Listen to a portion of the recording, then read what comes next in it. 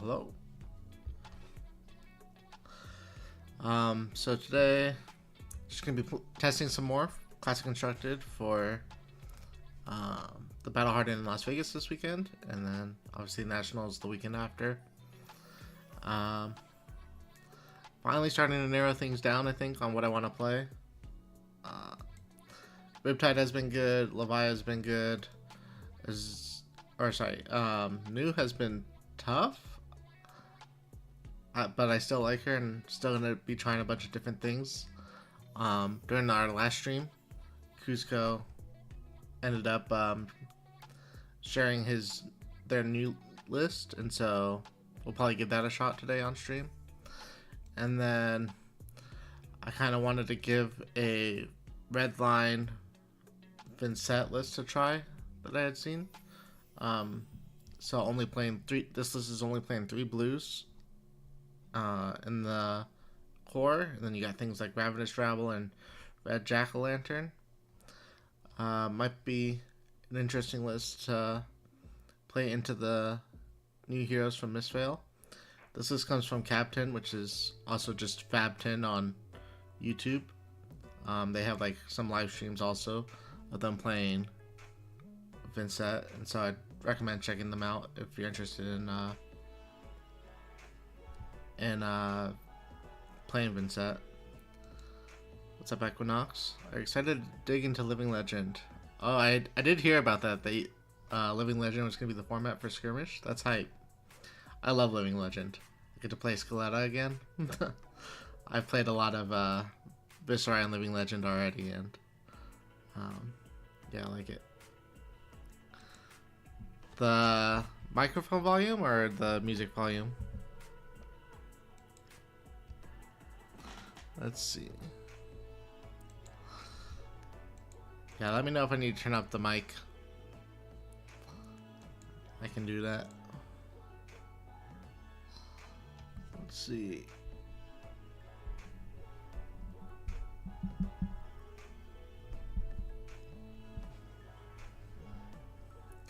Alright, so where should we start today? Alright, I'll try to fix that for you.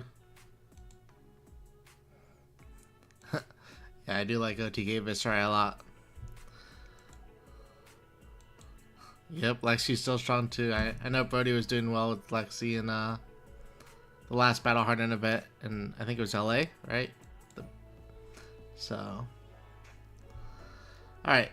I think I'm gonna start with some Levia. This list is basically what I ended with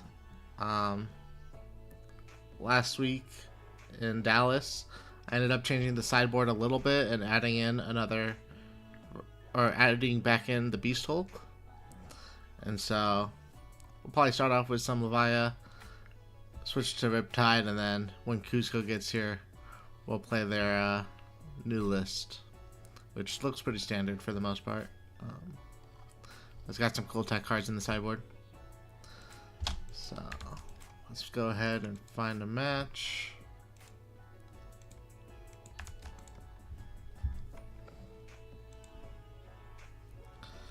Alright. Just found a Dorinthia. I think in this meta, if you're facing Dorinthia, you can expect it to be Dawnblade instead of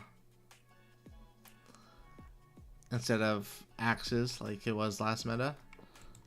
Just because Dawnblade should be stronger into Zen and Enigma for the can't be prevented card.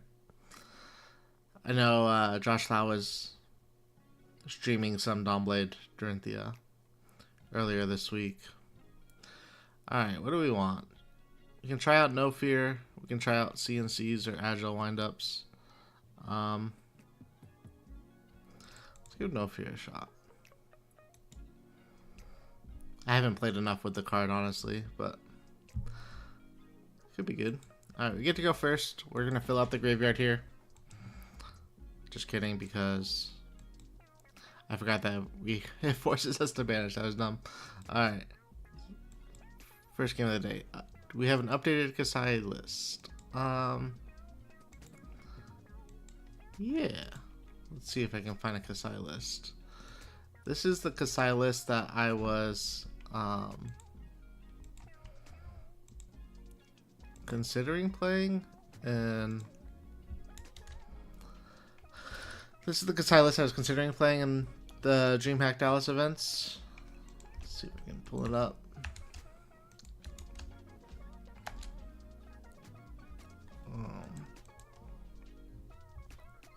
I'm a big fan of Tunic in the list and Shift the Tide of Battle.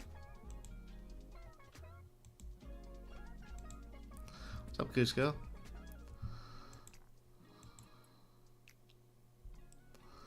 Let's see. So do you have the opportunity to Blood Rush here?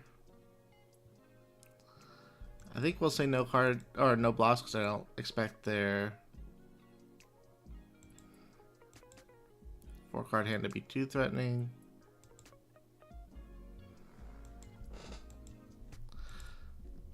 They blocked with 2 blues. Alright. Okay.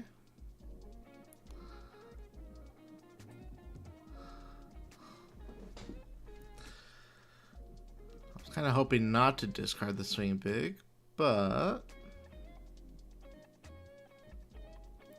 what can we do here? Playing 2 blood rushes in the same turn isn't really something you want to do normally.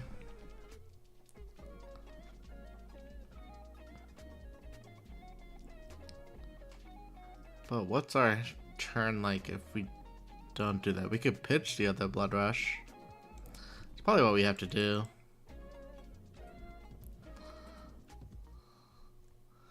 Cusco, I showed off your new list a little bit already. I'm gonna end up playing some games with it after Levia and Riptide. That's cool with you.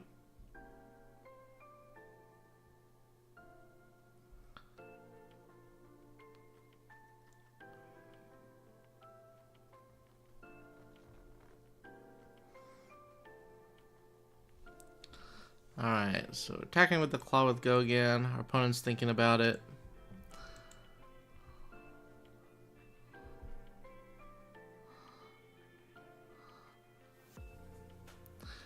I wouldn't be surprised if they had defense reactions here because of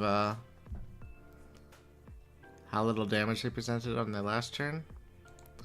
Maybe I need to refresh the page. Let's see.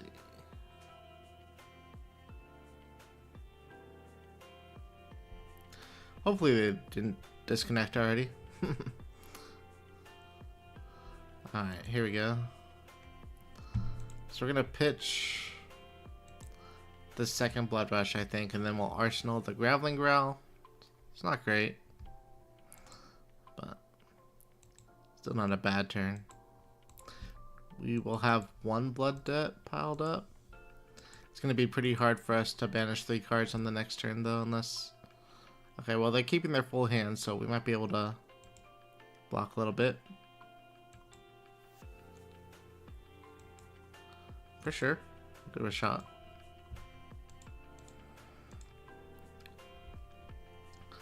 Oof. Alright. That could be good. So if we block with 2...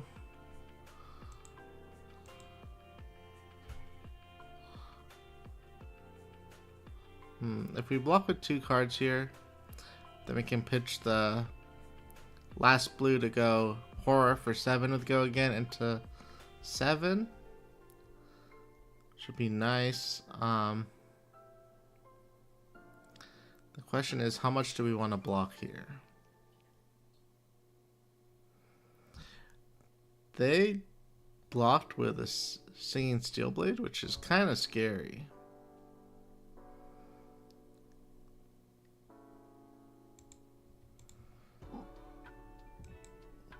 I think we're just going to overblock by 3. Okay, they do get over it with a red overpower. That's fine. I don't think the first counter matters too much.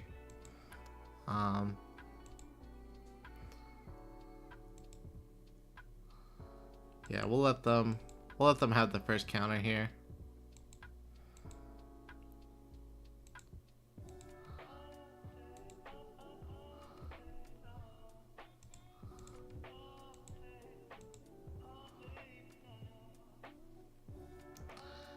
We pitched a Blood Rush, so we could look to go towards second cycle and stuff like that, but looks like they are down to trade damage early. We're just taking the most efficient line with the 3-card 14.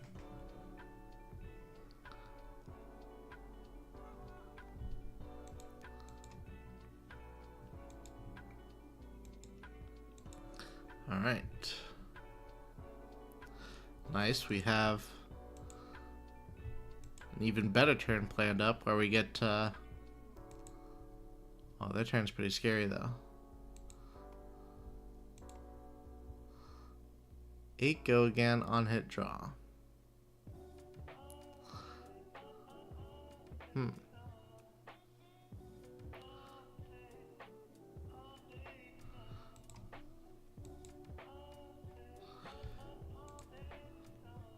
Alright, so what can their arsenal be?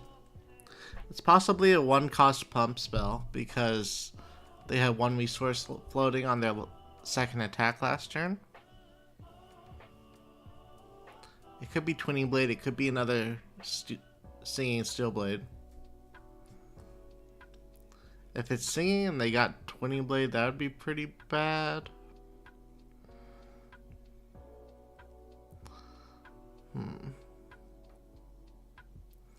We could overblock this a lot. This could just be the turn to give up Husk, and then we have a huge lead that'll be hard for them to come back from. So I'm thinking something like the 1-cost reaction would be like a +4, something like Red Puncture.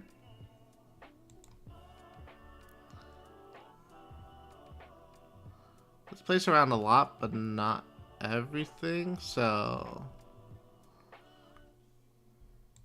maybe we can overblock with Scavskin Leathers too, and then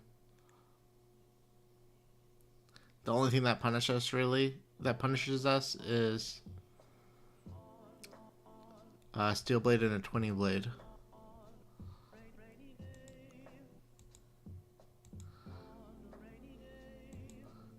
And they say it's fine.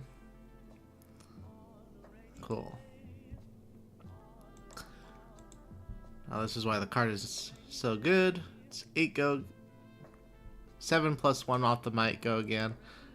And then we even get to play the Red Growl from Banished. Pretty insane.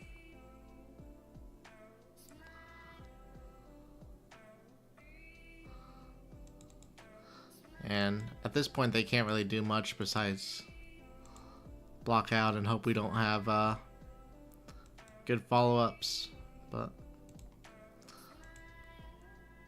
we are going to banish go again.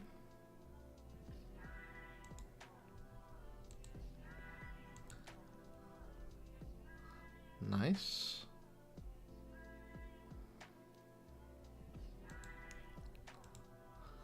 So 6 go again, and then we'll end with Swing Big.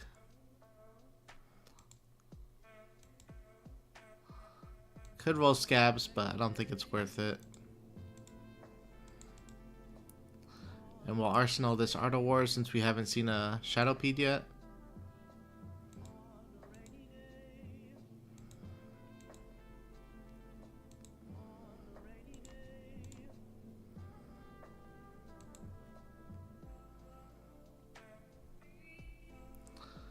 Alright.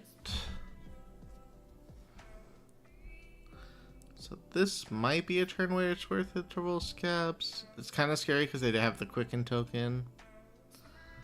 I think I'm willing to take the 1 out of 6 for potentially 7 extra damage. Nah, I think I'll just attack for 9. We'll keep the blue, because we'll want it on our Art of War turn or if we find the third Blood Rush. No need to play greedy.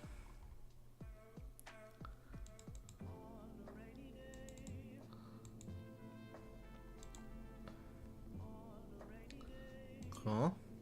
So there's a Shadow Pede for our Art of War.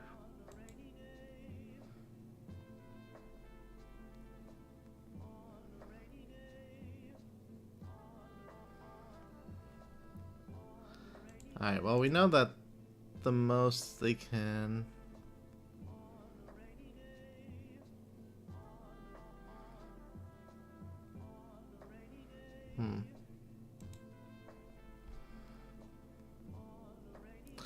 How to block this? We know for sure we can end the turn if we block with 4 armor plus 1 card. Because the Intimidate will take the last reaction out of their hand, and then we know that they couldn't get over a +4 last time with the same Arsenal card. So I think I'm willing to do that. I don't know if that I have to, but Glistening Steelblade is kind of a scary turn where you don't want them to stack up too much. I don't even know how much they'll really be able to stack up, honestly, like, because they're going to be blocking them next turn. So do the counters really matter? Alright,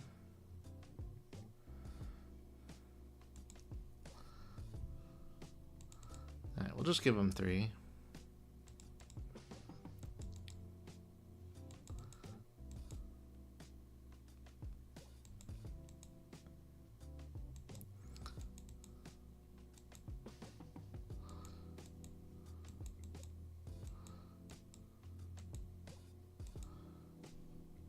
We'll see if we get punished for that or not.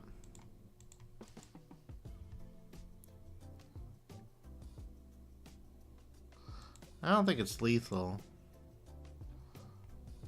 Trying Blood Rush makes it close.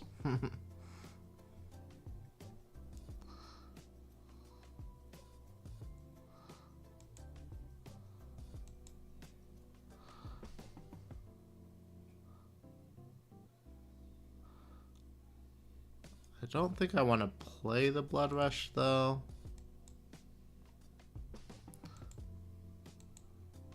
I should have used barraging on the second attack.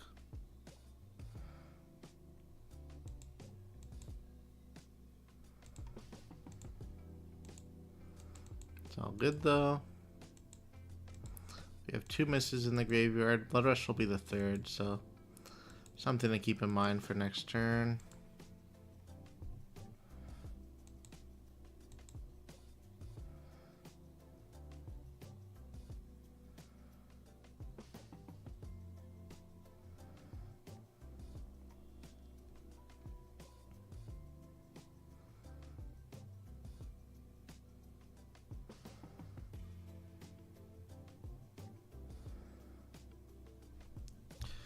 Okay, I don't...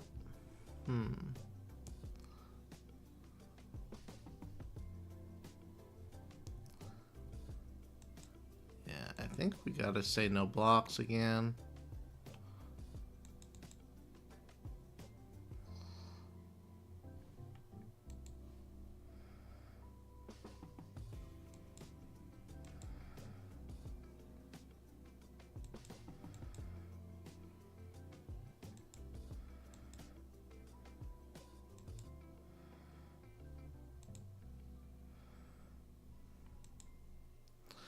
So activate bracers, come in for 9.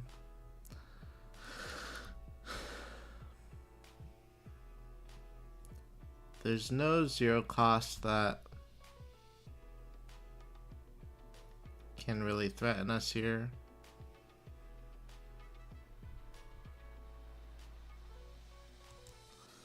So I think we're okay with this. And the counter should get reset next turn.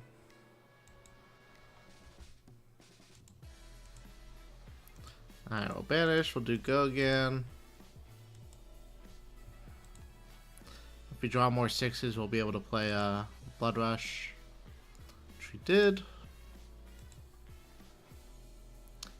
which means that the turn, the game should be locked up.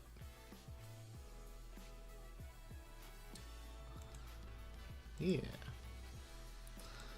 8 go again into 8 dominate, or potentially 8 dominate.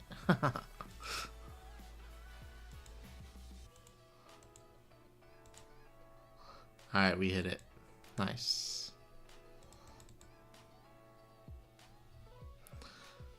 So what was our arsenal? It was another Blade Flurry. So they missed the opportunity to present lethal last turn, but we always had the armor to throw in front of it if we needed to. But yeah, it ended up being a lot closer than I thought.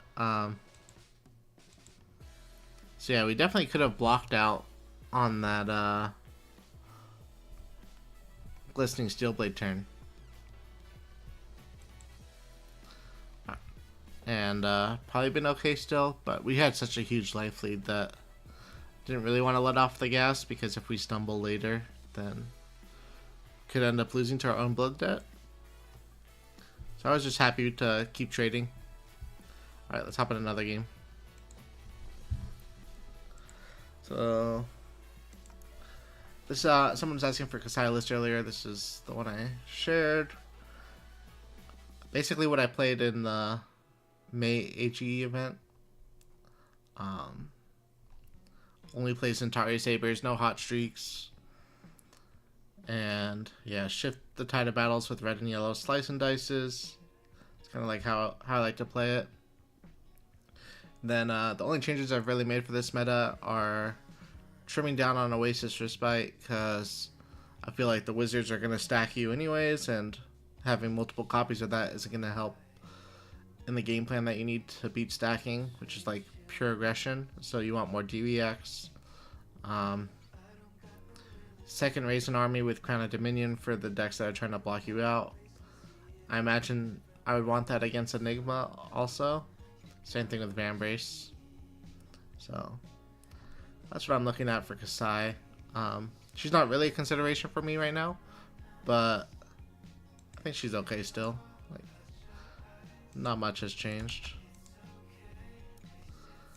But we are currently playing Levia. And let's get another game. Oh shoot. No.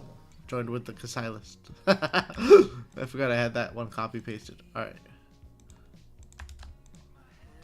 No. Alright. First or second? We would definitely like to go second. I mean, it's a little scary for Stash to go second, because they'll set up a second item.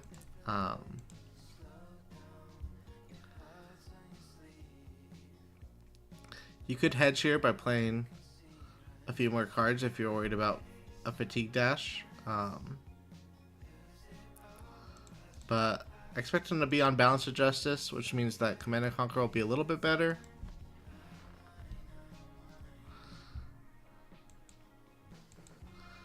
Oh, for the last Blood Rush? Yeah.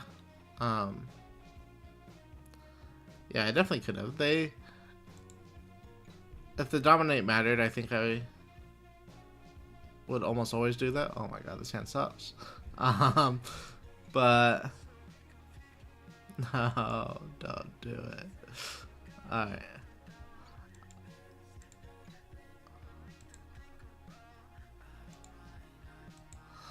Alright, but yeah, since they were at 2 life or whatever, it was always coming in for 8.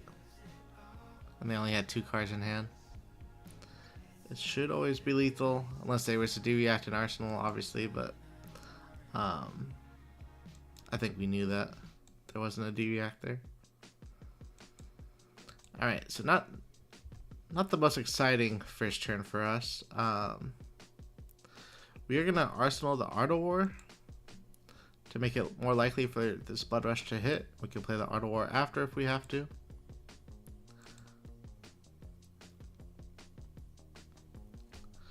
Alright, Combustible is something we should probably block. get a might token off of it, and then this sets up the blood rush perfectly.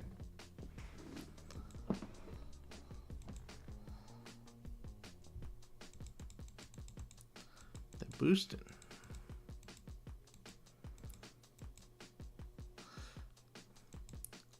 So just like any other aggro mirror matchup, it's going to be pretty important to get your scaling flashback value. I'm surprised they didn't use Teklo Heart to try to get the extra 2 damage in that turn. But nice. Hey, perfect. Just like we drew it up.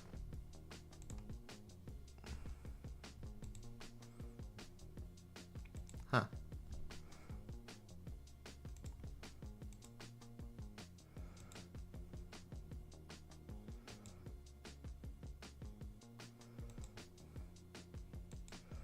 It's a big turn.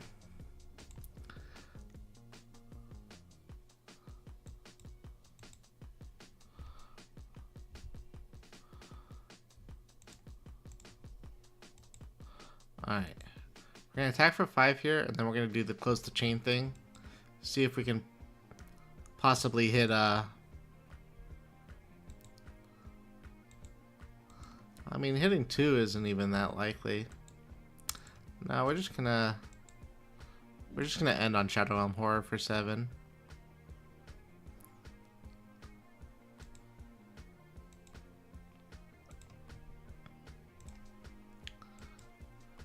Yeah. Oh yeah, 7 plus 2 off Blood Rush, obviously. Good turn. Not bad.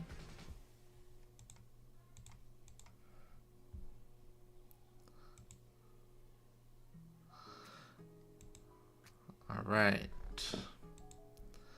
So, oh, they are playing Crown of Providence instead of Balance. Interesting. We're definitely playing Dread Screamer this turn. The only question is, do we want to barraging Shadowpede afterwards so we can pitch the yellow to Dread Screamer? We could also Dread Screamer into... We can't Dread Screamer into Endless Maw. We don't have enough cards in Graveyard.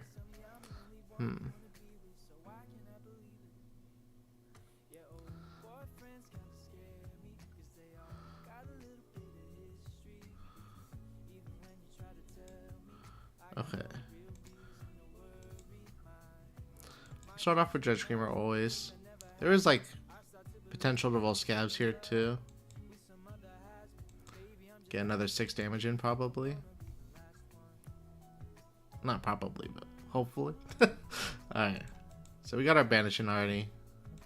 We do hit the 1. Unlucky.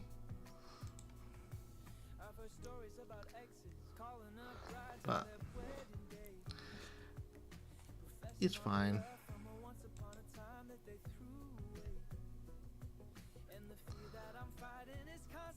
Alright. So 5 would go again because of Teklo Pounder. Definitely gonna try to fill out the graveyard here. Do we want to overblock? No. We can always block 2 more damage on the pistol shot instead. Just kidding. They're ending their turn. Fine. We'll just attack you for 9 then.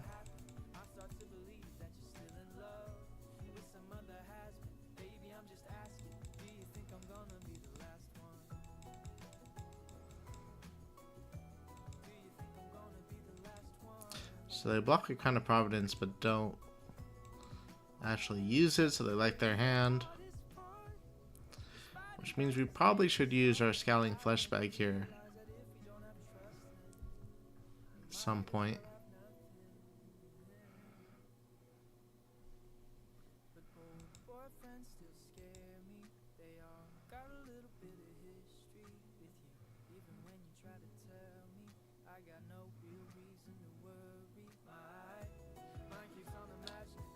Yeah. The best part to use a flashback is always at the very beginning, I think. We could let them boost one more time.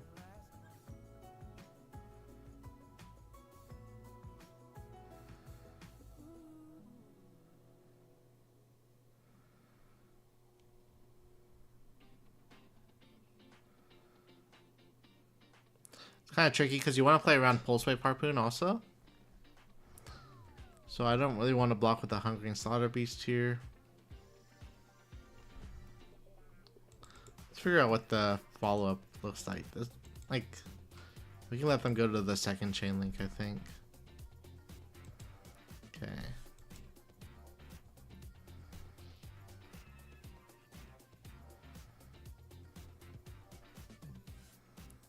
So you could use Husk on this.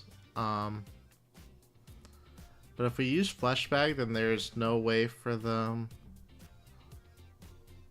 to... If we use Fleshbag here, there's no way for them to hit us with maximum velocity.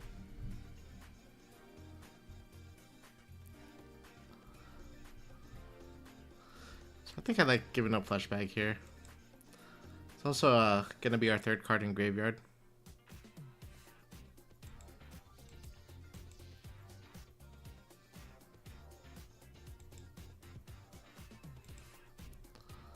Alright, so we don't have to worry about Pulse Wave Harpoon now. So we can happily block with the Slaughter Beast if we wanted to.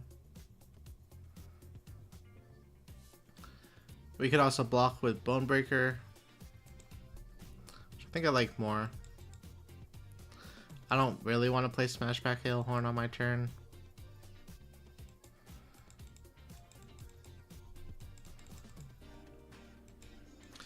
And I'd like to arsenal a card that can turn off Blood Debt.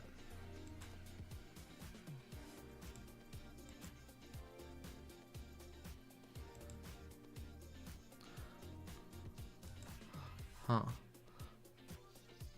But I don't need both of these. I was thinking of I guess I thought I was going to roll Scabs to be able to play both of these in a single turn. Because there's no way we draw a second one in a row, you know? But, alright, we'll just block this one.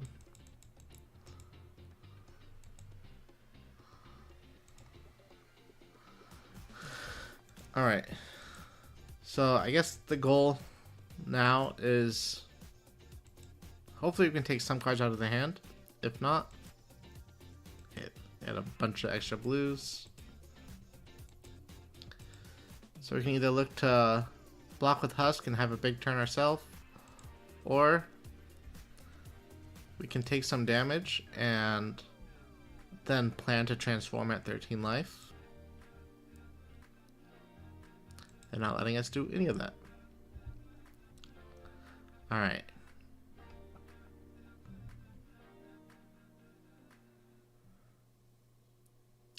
So I think this turn just has to be a Scab's turn.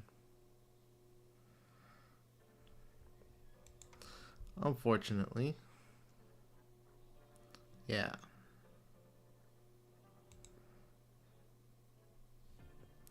Alright, so one action. What would we like to do with our one action? We could turn off Blood Debt with Deadwood Rumbler.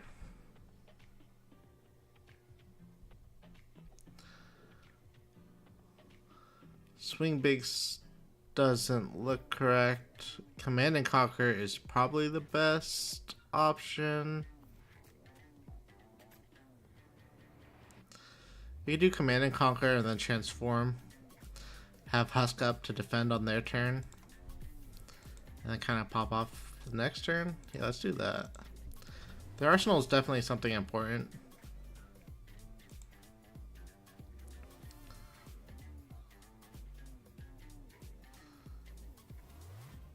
So they might want to protect it. Yeah, Swing Big Flip or Command and Conquer Flip. I chose Command and Conquer instead, just because I wanted to take some cards out of their hand here, or hit the card that they really wanted to pop off with.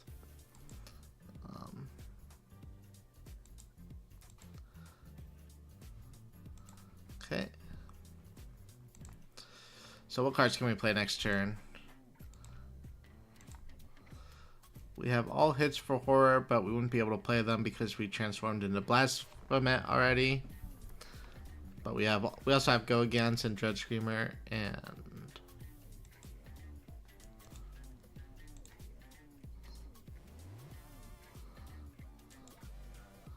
alright, so they're just starting with an attack for 2.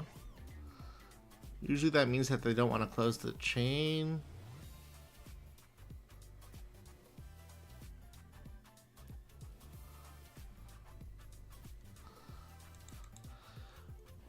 Alright, we definitely want to get our Husk block in this turn. We just have to figure out when the best time is. It's a little... We're going to play as greedy as we can, I think. Let's refresh this page so it doesn't bug out. Their arsenal was a yellow 0 to 60, huh? Alright, but at least we get the Husk block.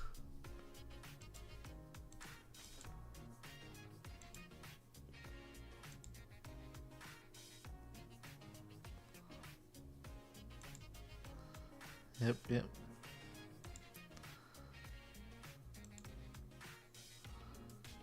Okay, and they're gonna arsenal the last card, or are they gonna use Achilles Accelerator?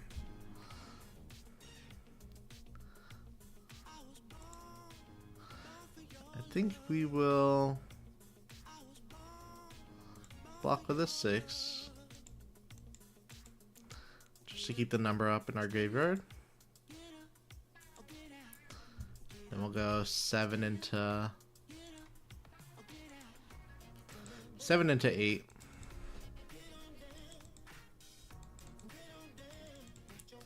We're taking at least 2 more cards away from them. Oh, there's the maximum velocities. Yes.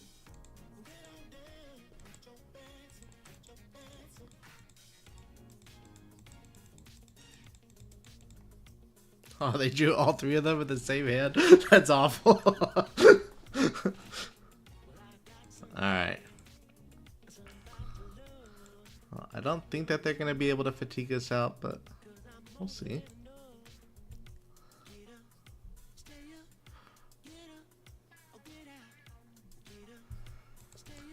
Alright, we still got all the hits in there for Dread Screamer. So what are we going to do? We're going to do Dread Screamer.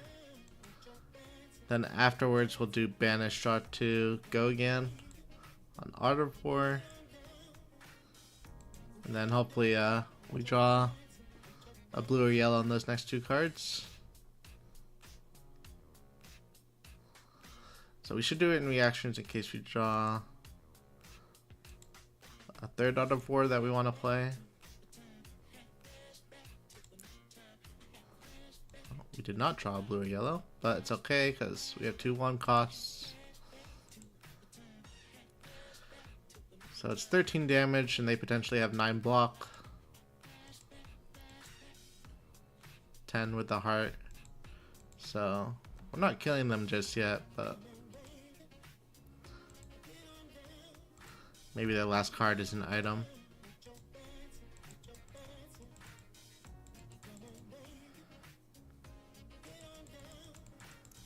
Alright, so they're going to 2.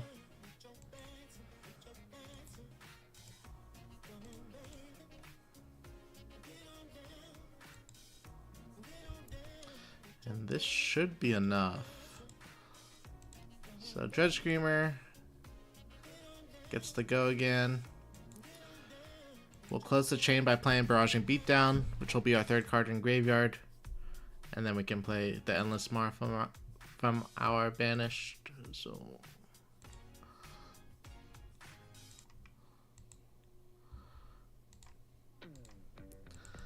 nice. Good game.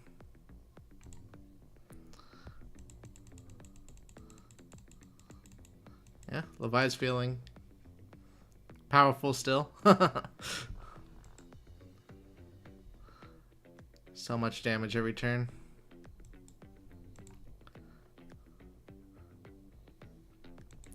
Not bad. Yeah, I mean that first Blood Rush with Art of War was gross. So let's see if we can get another, well, at least one more game in with Levia. And then we'll switch it up. Alright, we'll do classic constructed.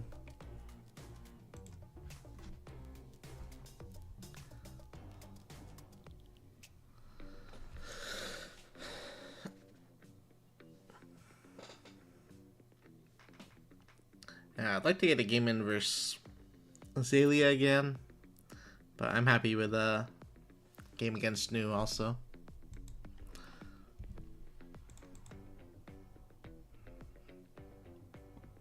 Alright, so snags are not just going to be are not going to be an addition, they're going to be a replacement for some of the blues that we don't want our opponent to play. So I'm going to take out the Smashback Hailhorns, and then it's an argument for CNC or Agile Windup. I think I want more ways to get cards in the graveyard with Go again. So we're gonna play the Agile Windups. Some new lists have a lot of DVX, which makes the CNCs a little more tempting.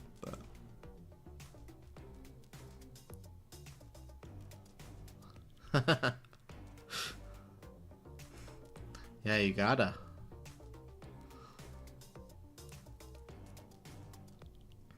Okay, so we could discard Agile Windup, Claw, but that lets them filter their hand, and we can still just filter our hand just by playing these two cards instead and keeping the blue for next turn. So I think that's what we're gonna do.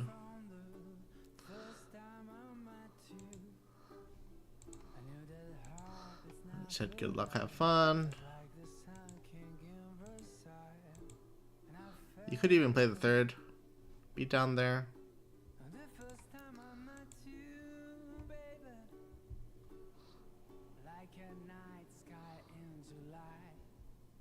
I think this is okay.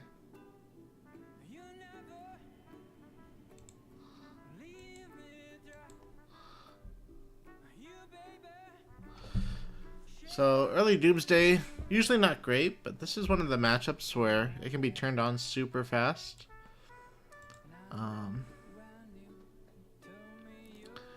We're gonna block this with a 6.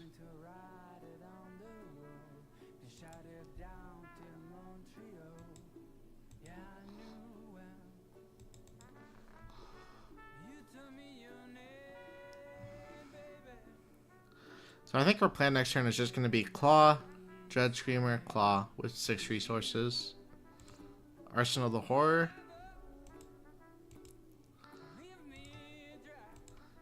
It's not great, but not bad. Okay, they pitch a Leave No Witnesses. Yeah, that that usually means they have another one.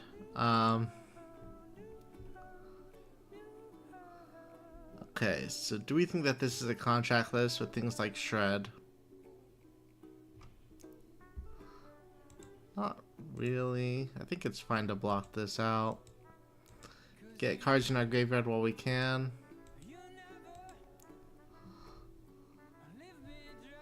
And then we'll just go with the same line that we wanted to go with.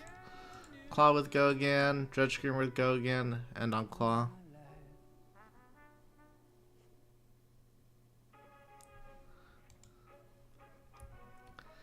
Yeah, I think New is having creating a lot of deck building restrictions right now on what blues you can play, especially if you're playing the other Misfail decks.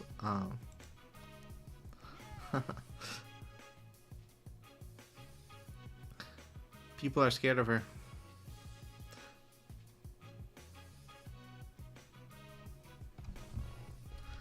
Alright, they're blocking with Stilettos. Just means that they might want to use it already. Maybe they have Bonds of Agony.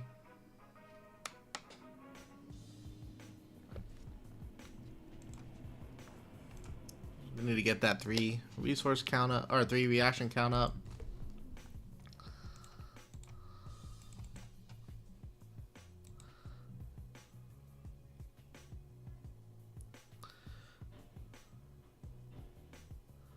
News attacks aren't the most efficient.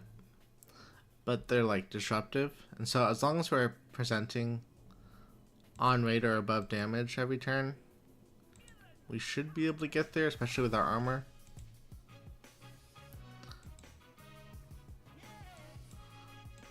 Yep. I like it.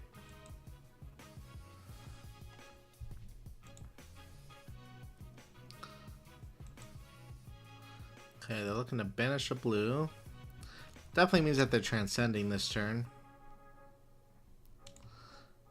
There's nothing they can play from our banished, which means they'll probably activate mask.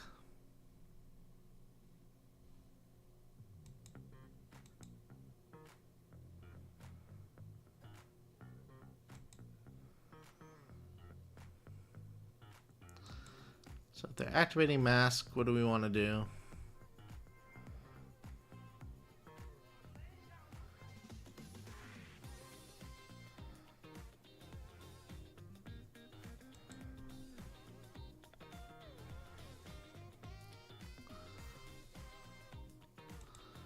Makes sense.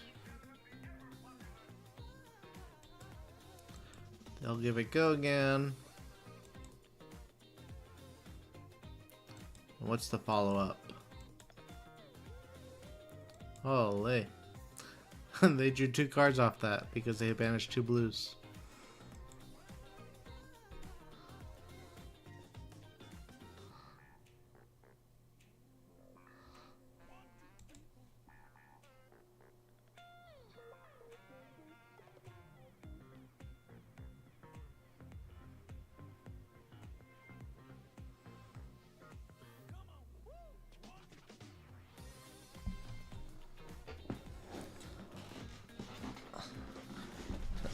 They have to replan their whole turn now since they drew 2 cards.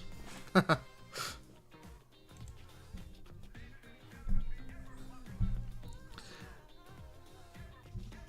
I was expecting Codex to be the follow-up after the Auto Desire, but we'll see what they choose. They get Leave No Witnesses. Discard Siren's Call. We got Dredge Schemer. We're gonna discard Boneyard Marauder. What's up? Yeah, I got you. Give me 1 second. Let me block this out for 6 really quick. And then I'll send the link in chat. This is what I'm playing currently. Alright. Yeah. The Mask of Recurring Nightmares turning on our Diabolic Offerings. Pretty sweet.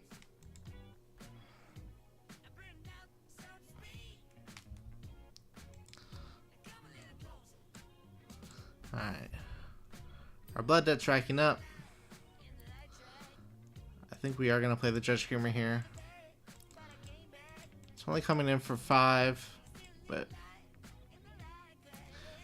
that's turning up the 4 damage we would have taken. It also sucks that we're only going to have 1 card left in graveyard. Our arsenal's open again for the next codex, but we can fill out the graveyard with armor if we need to.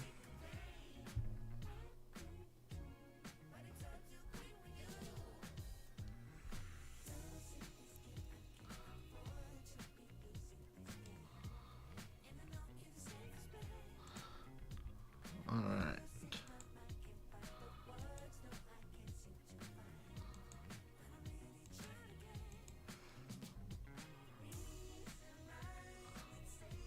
Surgical Extraction.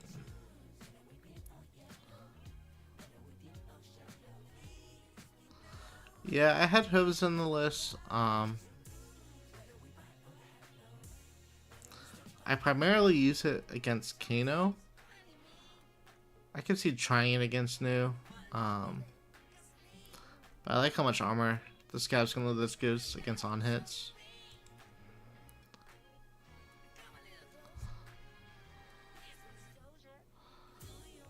Alright.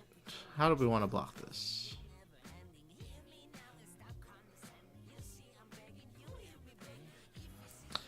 They definitely have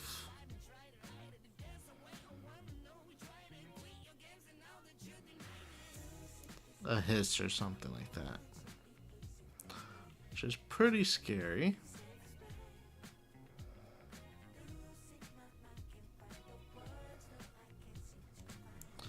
We could play around one hiss like this,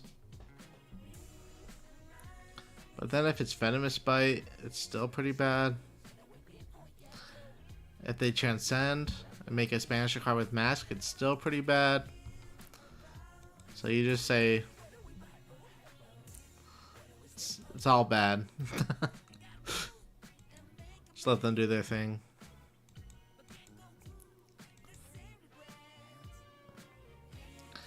They're getting some silver, which shouldn't matter too much in the matchup,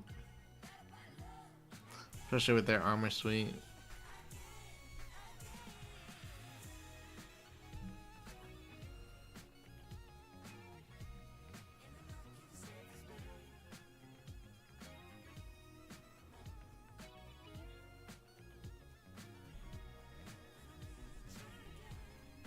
Yeah, I think Who's are fine. I saw that Ethan was playing it too.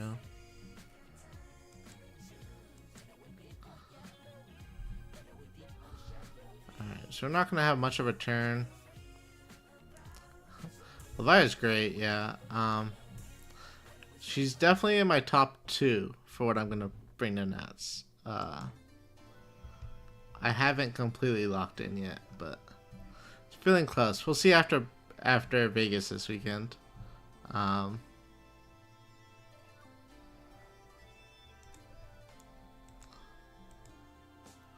Levia Zen. I will not be playing Zen for sure. I can probably see that. I think Zen is strong, but I've definitely seen the highs and lows of Zen turns. It's worse than taking 7 blood dead on your own turn.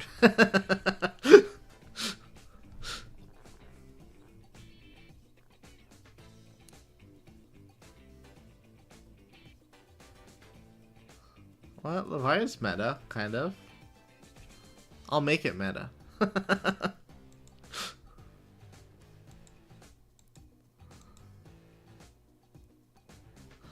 Alright. Hopefully we can find a way to get some cards in our graveyard. Perfect. They're putting it in the graveyard for us.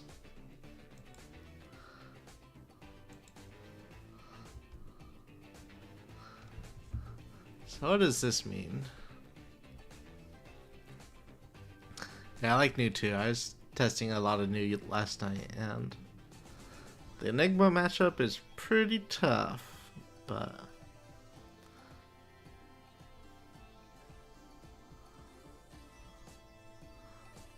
what is this? They can't... What reaction can they play on Command and Conquer?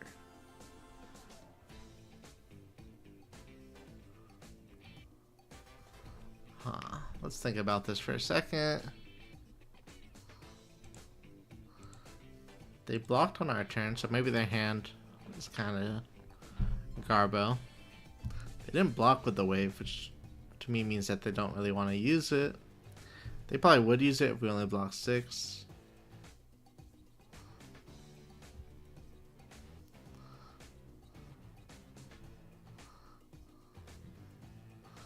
I mean...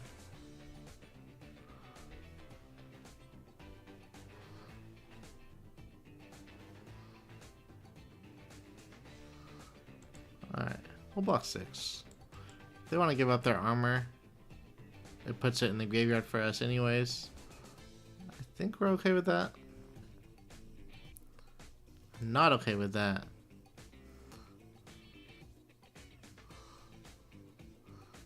But it does make it easier for us to play Blood Rush, I guess.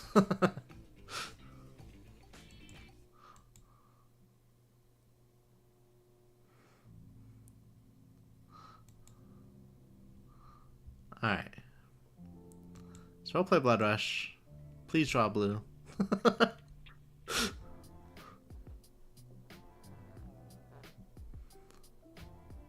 Alright. Not the best Blood Rush, but it's acceptable. And we get to transform at least.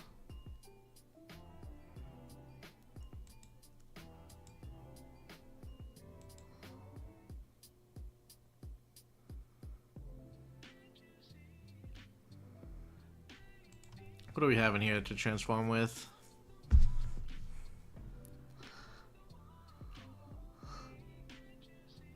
Not too much gas. We're going to be losing 2 cards from our deck this turn.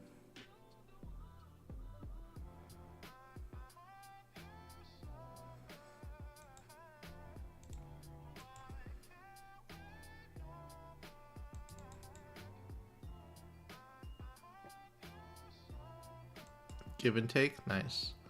Are you playing Looking for Scrap? I think Looking for Scrap's pretty good in new also.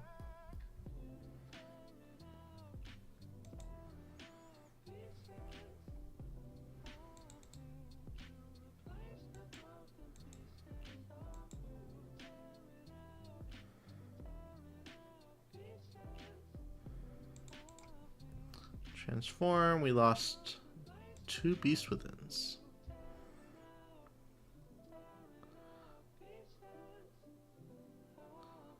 Right. Nice.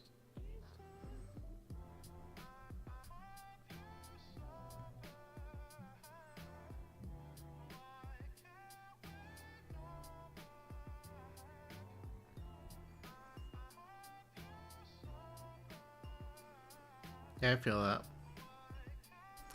Yeah, you definitely have to be...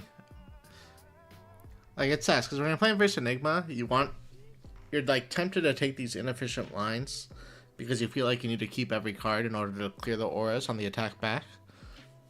But I feel like the best way to play into Enigma is just try to match their efficiency. Like, blocking their auras for 3 sometimes is just fine. It sucks if, like, they can, like, snowball out of control, but...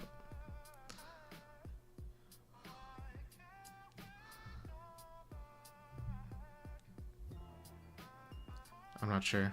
Enigma's tough to play against.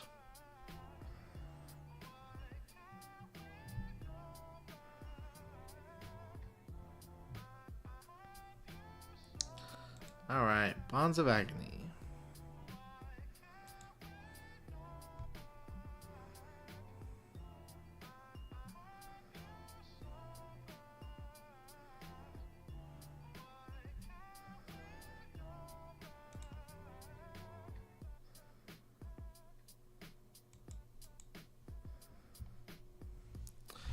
We could give up Fleshbag here. They have Tunic up though to pay for Arousing Wave to get the 2 reactions. So it seems like we're never getting it off really.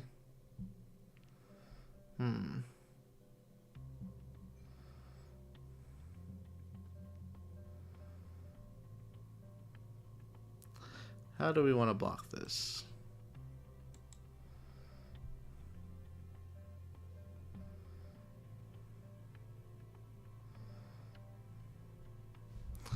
If we overblock by 8,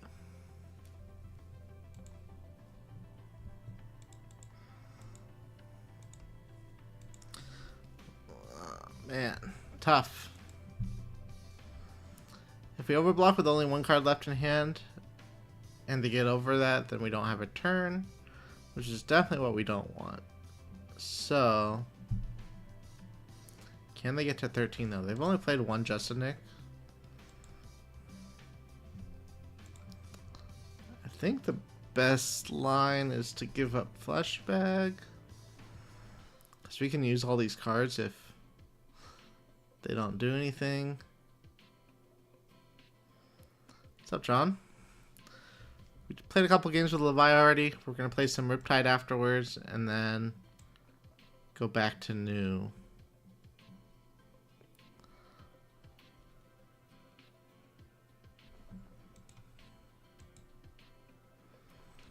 Alright. So, if they want to transcend now, they won't be able to activate the Mask of Recurring Nightmares, which is fine. They did have a Transcend card.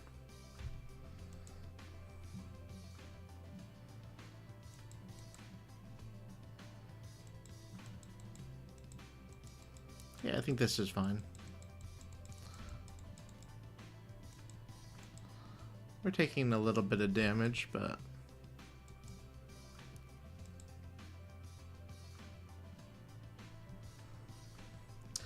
not worried too much about what they can take out of our hand here. We're still gonna have like a 20-something damage turn regardless of what they take. Maybe not if they take the Graveling Growl. If they take the Graveling Growl, then we only have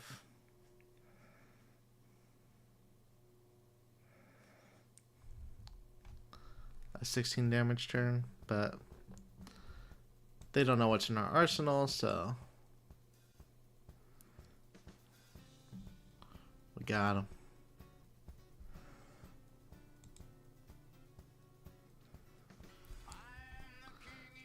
Look at all those cards.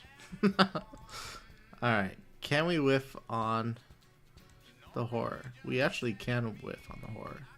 I didn't realize that. And blocking with the flashback made it more likely.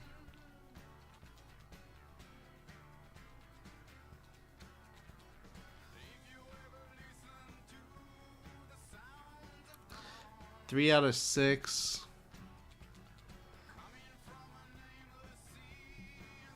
It's basically a coin flip on whether or not it has go again. Huh. Alright, if it's a coin flip on whether or not it has go again, we should just coin flip scabs also, I think.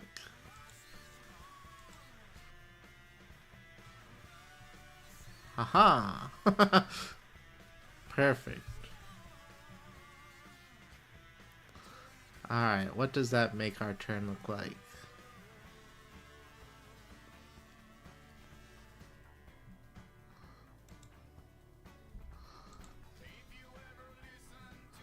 Okay, we'll start with Endless Maw, and then we can see if we're gonna hit the go again next. We are not gonna hit the go again next.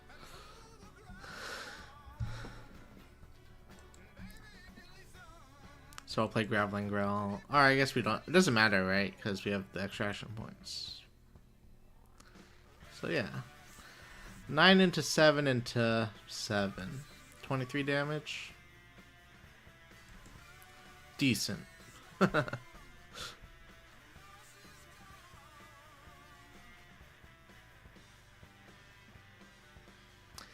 They only have to give up 1 card here plus armor.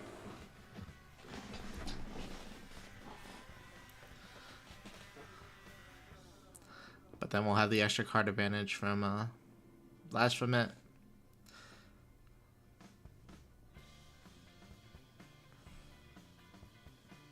Depends how disruptive their hand is.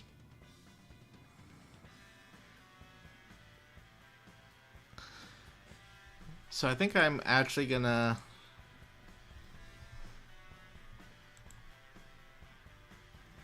okay. Are they sinking a card? They do sink a card.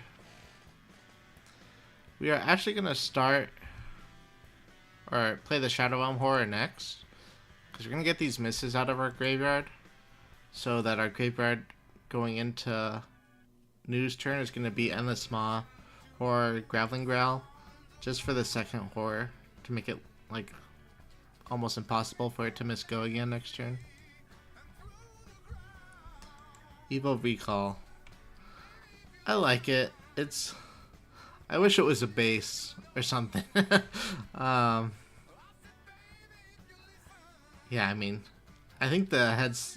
I think Hyper X3 is not great, so... I think playing the base Mechanologist head is fine.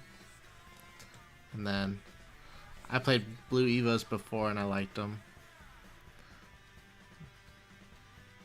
Yeah, I like that idea. I tried it at first too. I think it's fine. Yeah, I'm not sure how I feel about Max in general for Nats. I might put some more work into him for Amsterdam maybe, but Yeah, it's tough. If you draw your construct mechanoids, you're feeling good about the deck. But the days where you don't draw your mechanoid.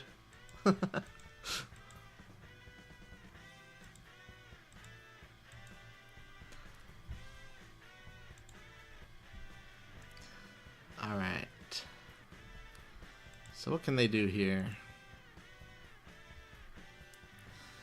You can block with the only red.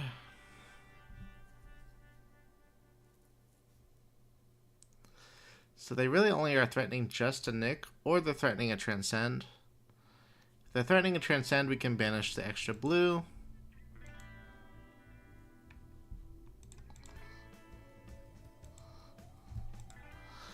We can also just not block with armor here since they're never killing us. And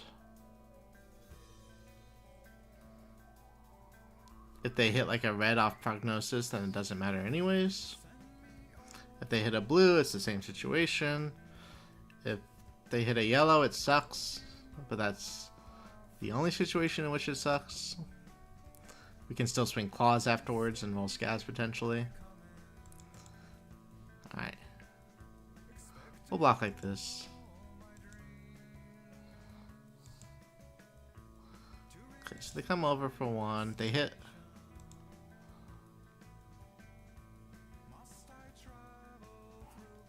What did they hit?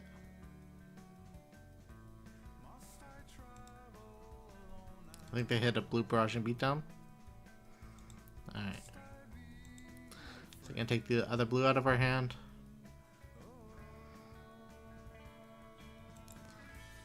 Just gonna go Shadow Realm into Graveling Growl. Yeah, the reason why I liked Bolton more after Icelander left was just because he has more copies of the combo pieces. Like, yes, you have to find 2 of them, but you're playing 6 copies in Lumina Ascension and the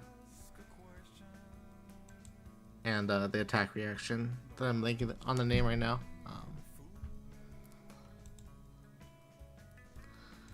So I wish Max's card could actually help him find the mechanoid, but I can't complain too much. Supercell is still really good. Yeah, Beacon of Victory.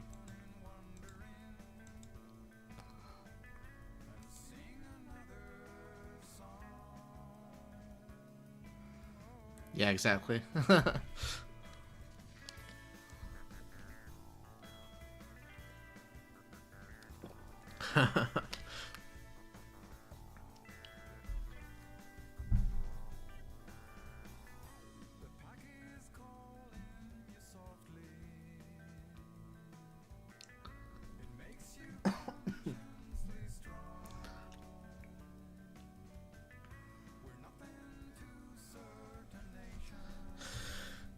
Alright, so they're thinking about how they want to block here. They know our follow-up is the Graveling Growl.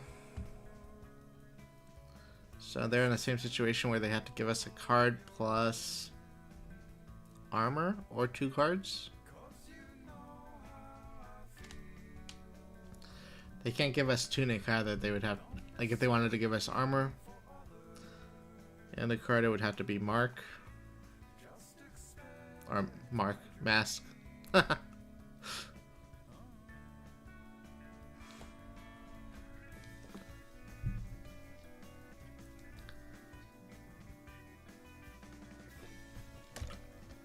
Okay, makes sense.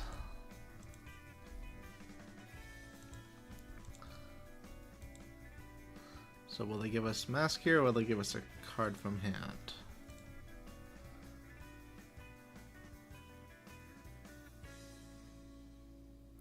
Yeah, that's what we were talking about, Equinox. I believe that's what Evo Recall is.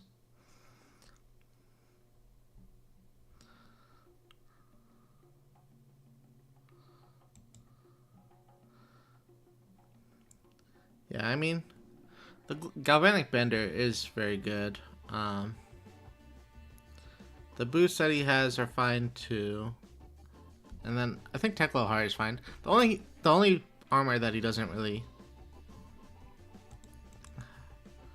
that he could upgrade is the headpiece Hyper X3, but no. Okay. Well, seems good.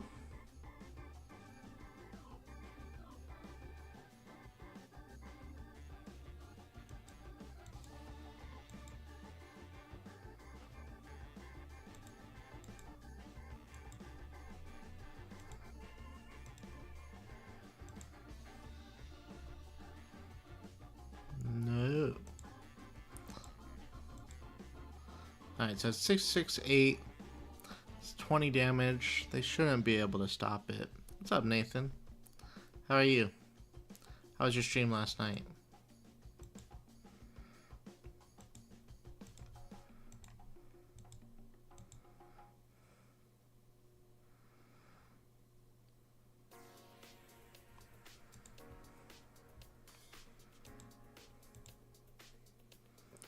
Yeah, I've tried replacing Bender because I really like Eva Facebreaker. I think that card's insane value, but Bender's just too important when you're on the Mechanoid plan.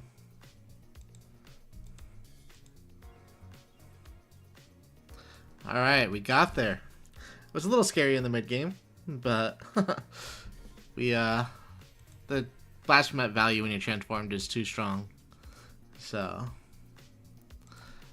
pretty good showing for Levia. I should update. I'm so bad at updating these results. Let's see, updating. So we went 3-0 with Levia. We beat New, we beat Dorinthia, and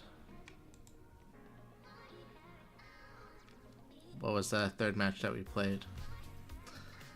Results. I'm blanking on it. We beat Dash. That's right. The mid-range boost Dash. So, yeah, I wish I got to play more with the No Fears.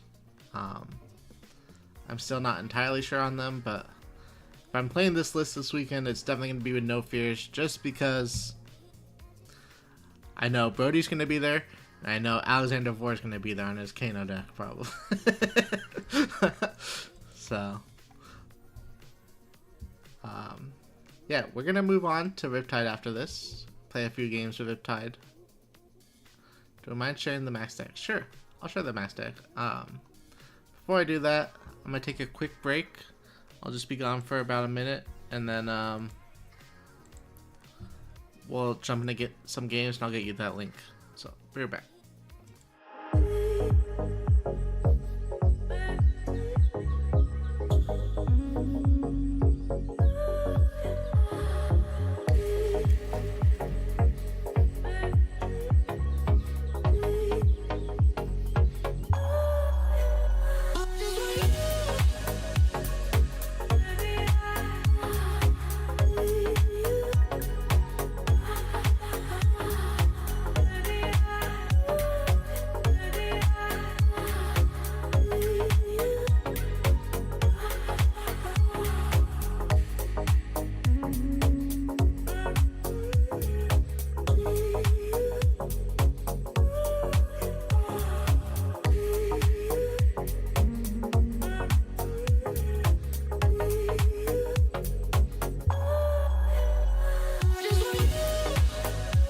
Alright, I'm back.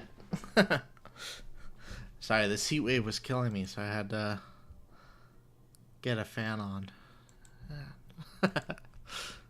Alright, so we wanted a max deck. Let's see. So this is the last max list that I was trying out.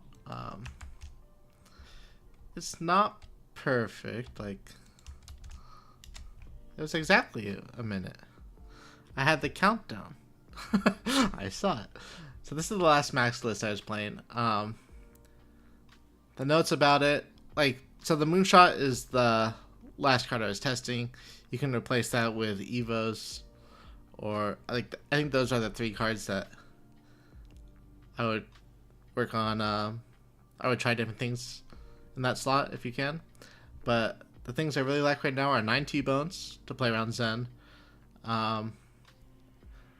Magnetic Shockwave is pretty good against the brutes. And then what else do I like about this list? I should probably have it up on stream, huh? Alright. So yeah. Moonshot is the flex slot. 9 T-Bones are a must. I have 6 of them in the core, and the last 3 are in the sideboard for when you really want them. Scramble Pulse is pretty good against warriors, but their presence might be going down, so I think I wouldn't fault you for not playing Scramble Pulse, but it does work pretty nicely with the Shockwave against brutes. It's like a 1-2 punch. You get their Savage Sash, you give it -1, it breaks. Same thing with the Apex Bonebreaker. So that's basically what I've been working on with Max. But yeah, unfortunately, I think I'm gonna put them aside. But yeah, I had the recalls in here. I had Facebreaker, Mockbreaker. I've tried all the Evos. I think they're cool, but yeah. Alright, so Riptide list that we're gonna play is here. Again, it's just basically, this is basically just evolving from the list that I was playing last week. It was Talon's list, who's been doing really well in the AGE Open series. We added a couple more blues, which led me to cut Ravenous Rabbles, but we replaced the Ravenous Rabbles with Scar for a Scar. We're playing another copy of the Virulent Touch just because I really like it as a Codex target. And then here we got some anti-Mystic Heroes sideboard tech. And funny enough, like, I think Riptide's worst matchup against the 3 new Mystic Heroes is probably Zen, which is kind of funny because he was always like really good against the ninjas before. But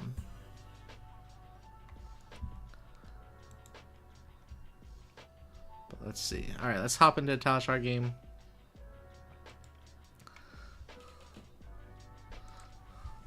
One-ofs and two-ofs. Yeah, no, I agree. They usually end up as one-ofs and two-ofs in my final list, but during testing, I like to play with 3-ofs just so I see the card more often, and it really gives me an idea of just how strong the card is, how good they are in multiples, etc.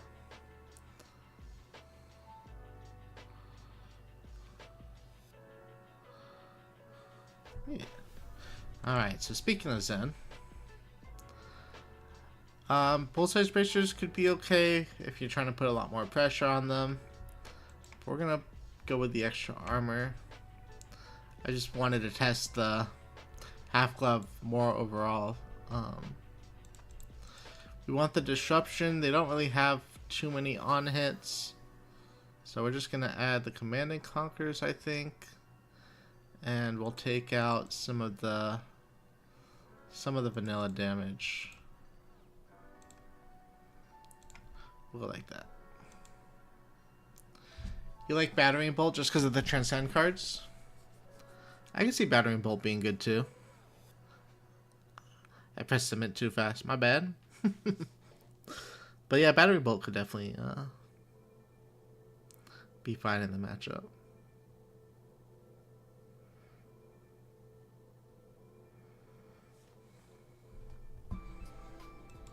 Good point, good point.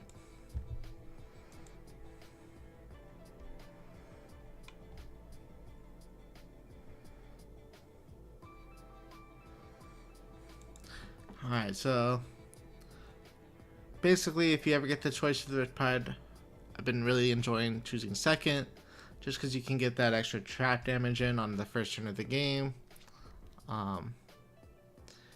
Also, if you play a D-React on your first turn, you can arsenal a card and get basically an extra resource off Trench on your first turn. Let's see, are they here?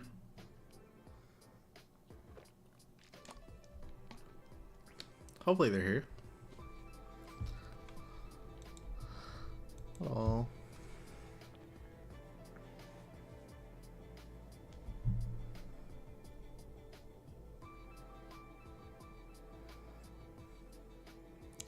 Yeah, it hits the Chi, it hits Art of War. Can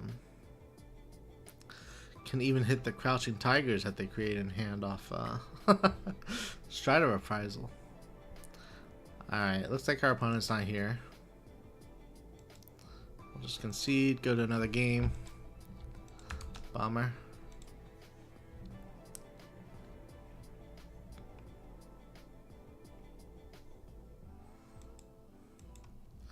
Alright, another new. So against new, we like the on-hit prevention. The game could go super long, or we might want remembrance. Depending on their build. So you think Battering Bolt.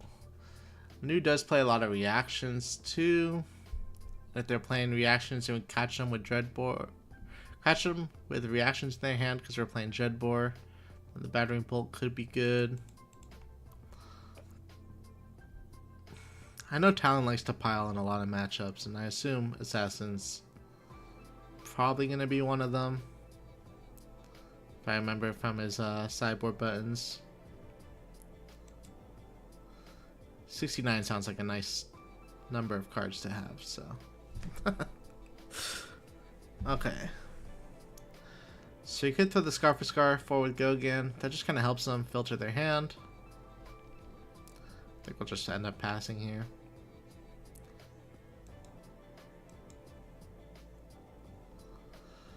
And we're gonna Arsenal a D-React. Good morning.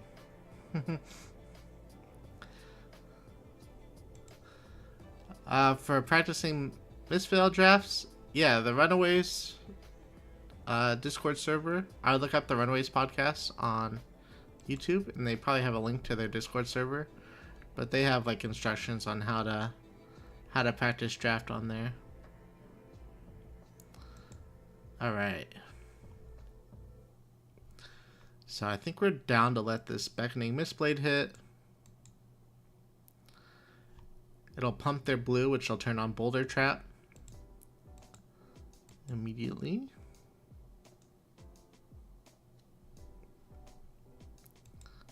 Perfect.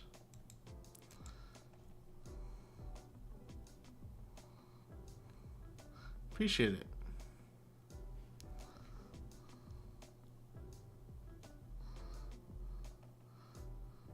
Alright, so this should be a pretty good matchup for us. What did it chose? Scale Peeler as their second dagger. I think you'd normally expect Nerve Scalpel, but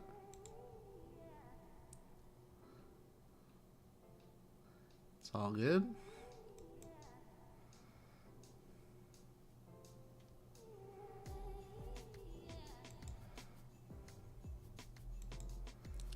Alright, they're gonna be real sad when they see the Buzzsaw Trap. We don't even necessarily need to use the Buzzsaw Trap. We could just sink below here, which is probably better. What do we want to put the -1 counter on? I don't know if it really matters between the Stilettos and the Arousing Wave. I imagine they're going to want to use the Stilettos earlier. And if that's the case, then we want them to block with it so we know when they want to use it. If that makes any sense? Sure, I did not want to reload that. My bad. I wanted to sync that. No.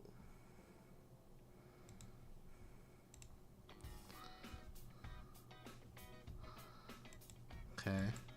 Well, in my head I was thinking I want to sync that because I want to get closer to my Murky Waters, but I didn't want to actually draw the Murky Water right there. We don't have 3 traps left in the graveyard yet, so no reason for us to pitch the blue to play it. I'm just going to attack for 7 with the Enlightened Strike.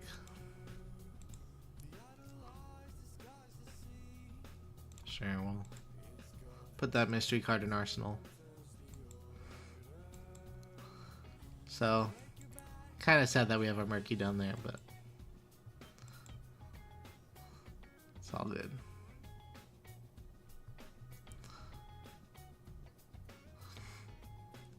Alright.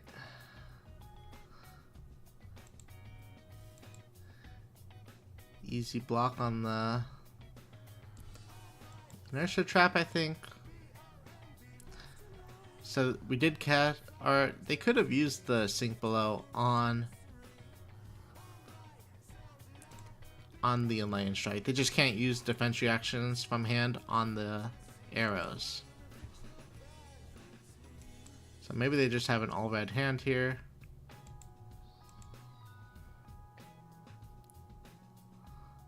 Yeah. Not a great hand for them. We take a little bit too much damage. Uh-oh.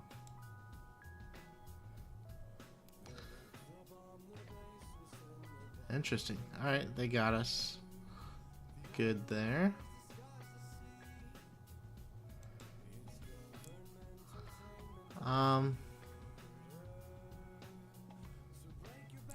Yeah, I could have played around that by just blocking with the buzzsaw. Huh. I just wasn't expecting them to do that for some reason. Ah. Huh. What do we banish here? That was wrong.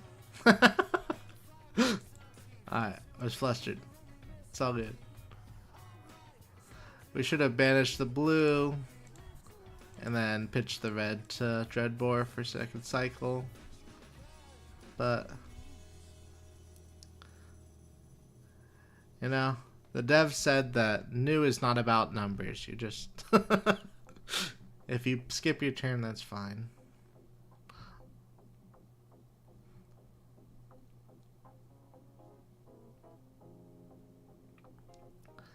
Alright, attacking with a Scale Peeler.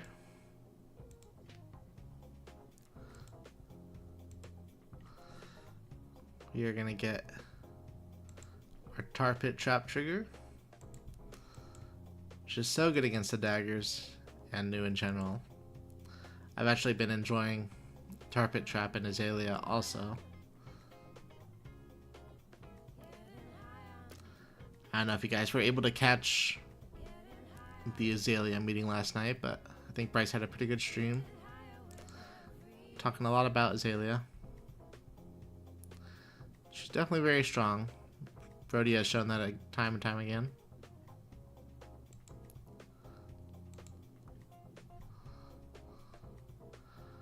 Alright. So here we're going to say no blocks. There is no on hit. We are not playing enough blues for that card to be good.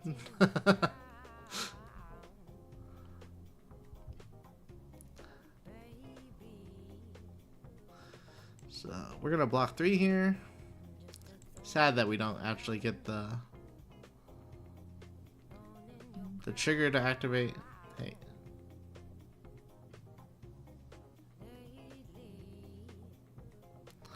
They undid. I'm not sure what they wanted to undo.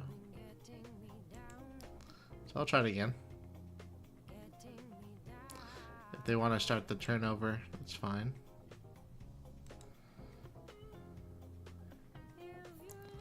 Let's see.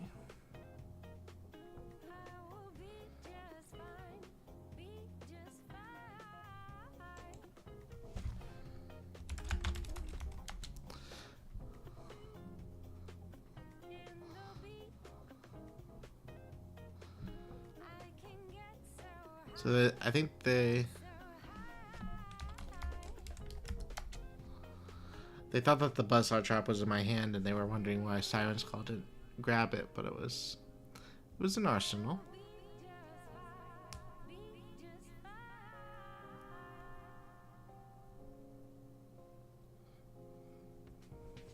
Cool. So we continue.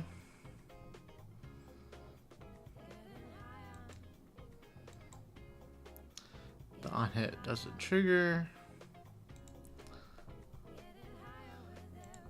And then we'll just load it and shoot this infecting shot.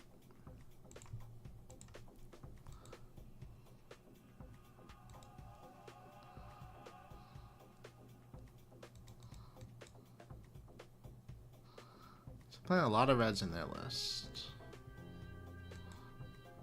They also played more than 60 cards.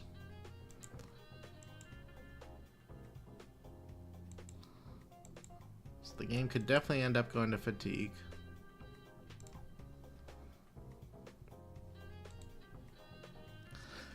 Do our little codex check. What we got over here.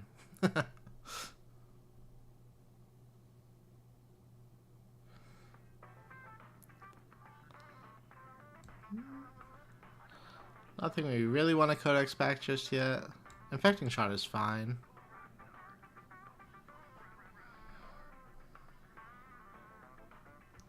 Oh. I don't want to see that.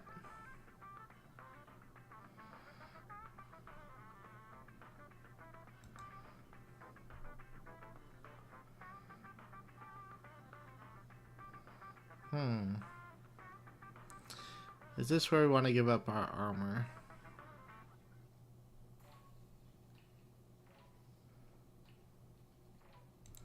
Feels a little bad, but we'll just block 6 here. Pitch the second codex to fire off the battering bolt, arsenal boulder trap. Having to block with codex or frailty feels bad. One of the power cards that we'll need in a longer matchup, but it's all good.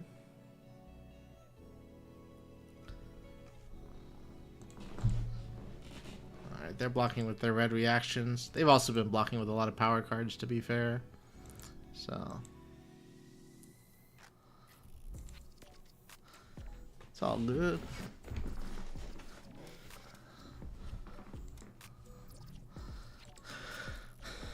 All right.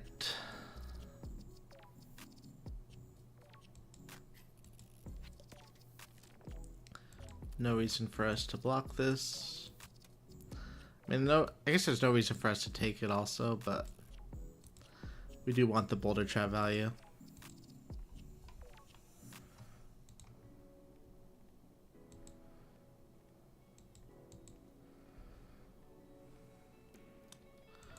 Cool.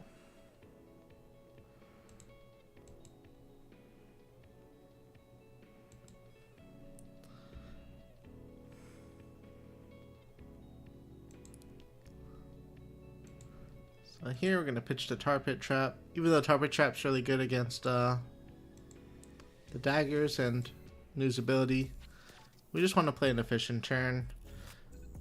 So we're going to attack with Remorseless, and then we're going to pitch the blue to activate the quiver after we close the chain. I believe we have 3 arrows in here now. Yeah.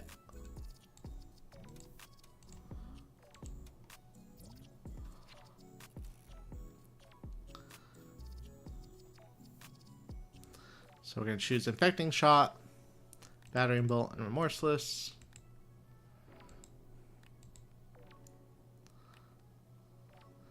Get to Arsenal to Touch. Not bad.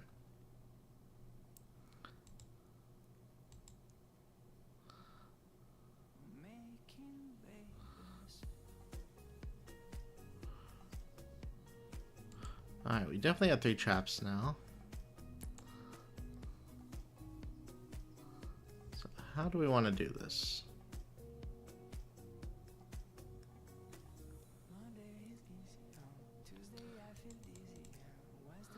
We'll say no blocks on this one. Hey, they take our blue. Well, we can respond. Might as well respond.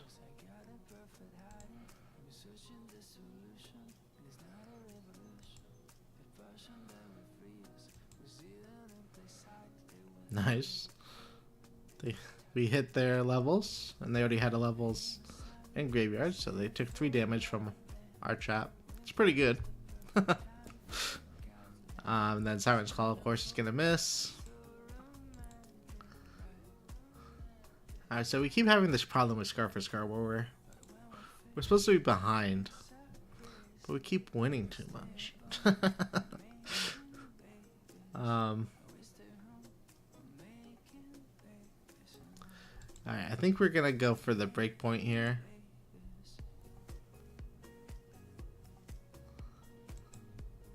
It looks awkward, but I think it's just stronger. Old Icelander problems, yep. Yeah, since they can't play a DV Act from hand, like the 7 breakpoint is actually insane. They might not realize that they can't play the DV Act here, and they're questioning everything. If they want to stop this breakpoint, they are going to have to either give us Tunic or a 3rd card.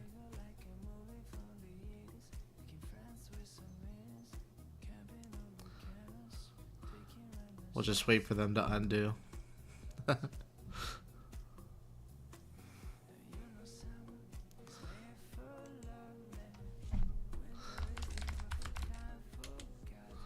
Yeah, they're asking about it right now.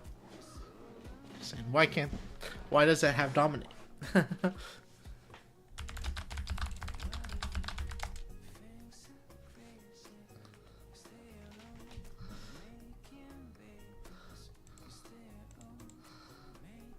Alright. So let's see how they're gonna block. If they give us 3 cards in Arsenal, it's gonna be pretty obvious that it is a DV Act. In Nationals, we would definitely get that hit in. But it's just testing.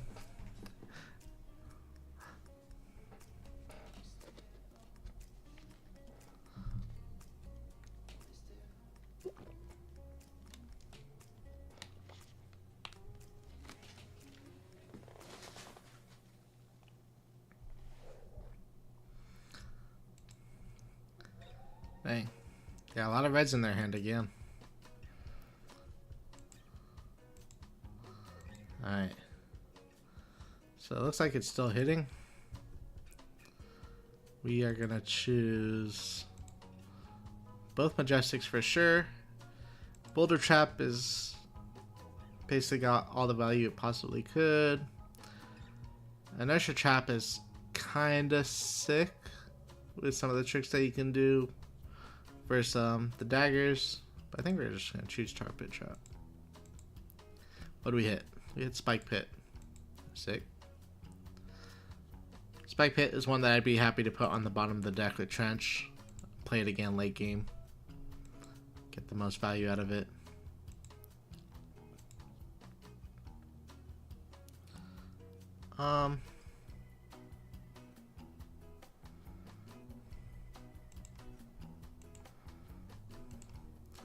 Still have 3 traps, right?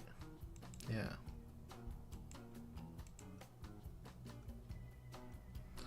Alright. They said GG, and I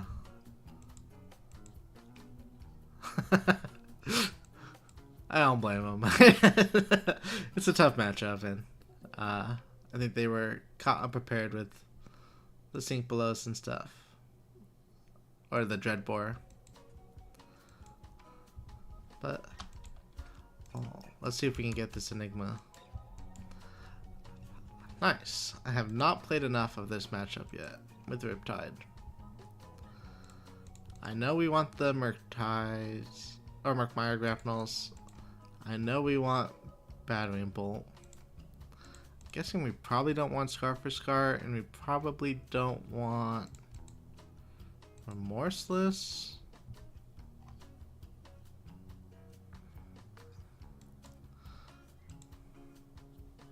Give it a shot.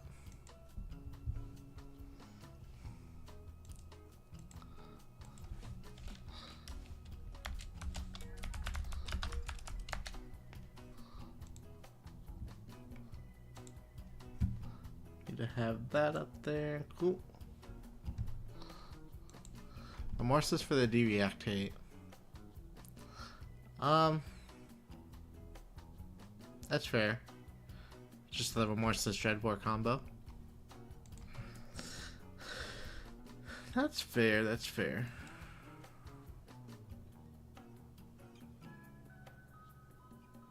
Oh man.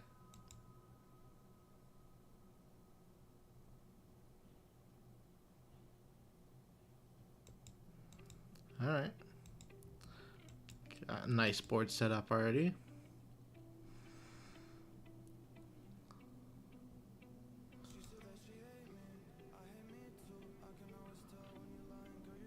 Oh, they are gonna attack though.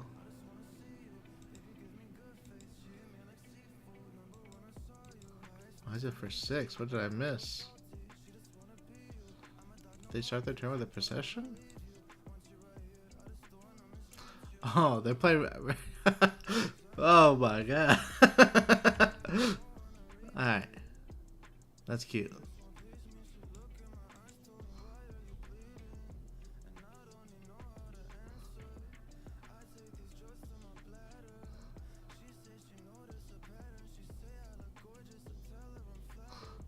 Reality Refractor.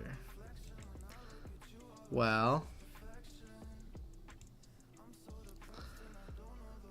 I don't know if this is the practice that I was expecting, but it'll still be cool to see some of the interactions here.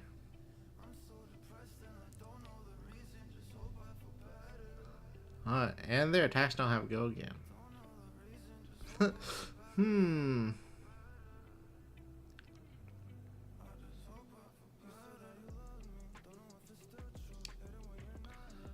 Interesting.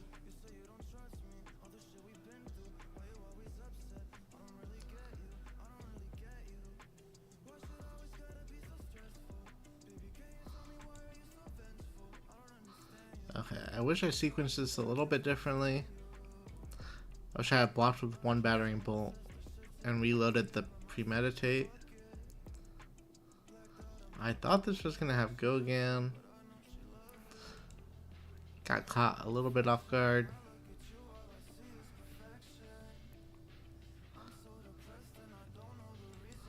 It's all good though.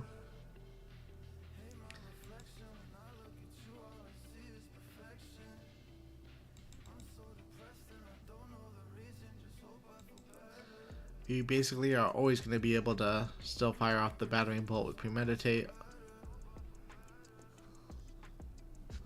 Yeah, it's pretty good.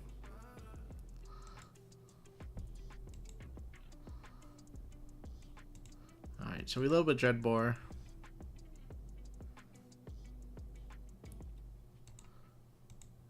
Just to get the +1. And we're attacking for a lot.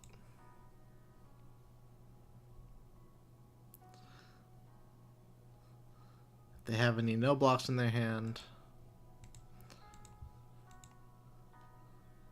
they'll probably have to play them out.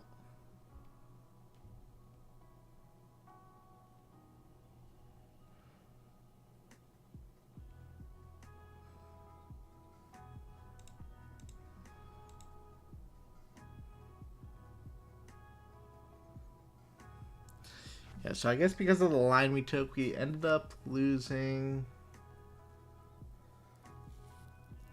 the ability to activate Vambrace.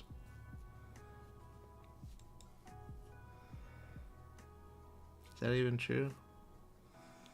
No, because if we put the premeditate in Arsenal, we didn't get the resource off Trench. It's kind of the same. Interesting.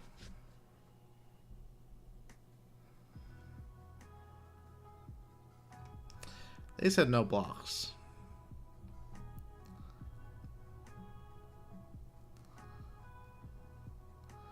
Here come all the auras. Oh, they are playing a lot of no blocks.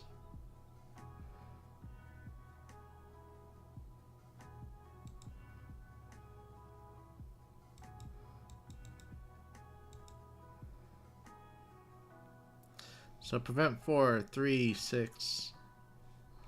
Still taking 1?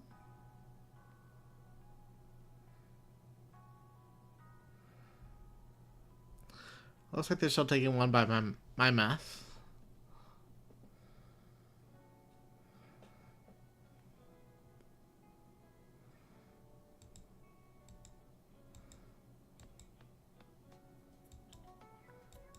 And they had a D-React in hand.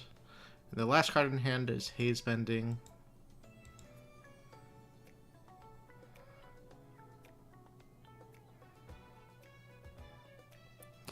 Thinking about what we want to arsenal here.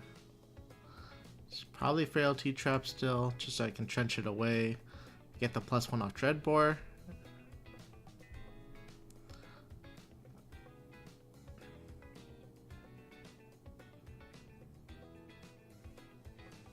Wonder if the Refractor is sideboard tech for Riptide. Wonder if they have two weapons.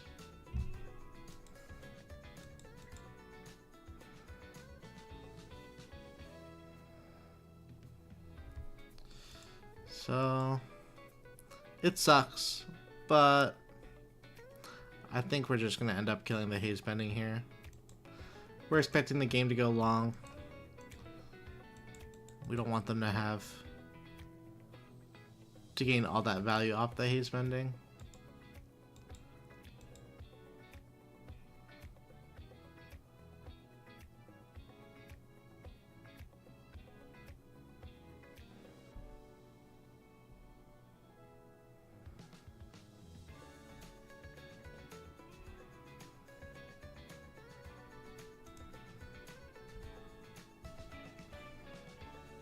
Okay, it's pretty good.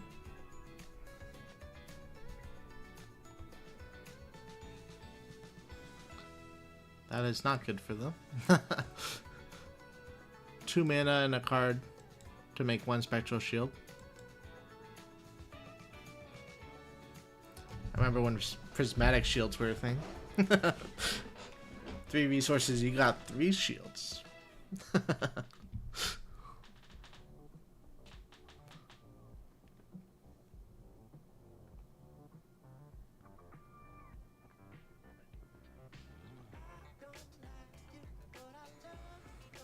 Ah, they got another Haze Bending? No. Alright.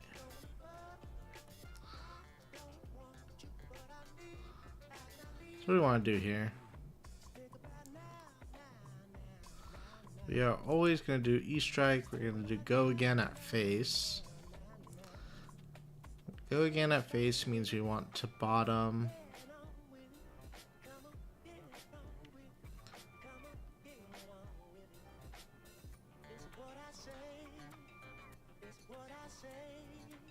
So we'll bottom the Premeditate.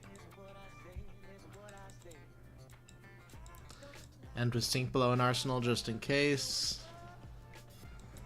We're going to use Trench after this. Get the resource to play Dreadbore. Intoxicating Shot the Haze Bending again.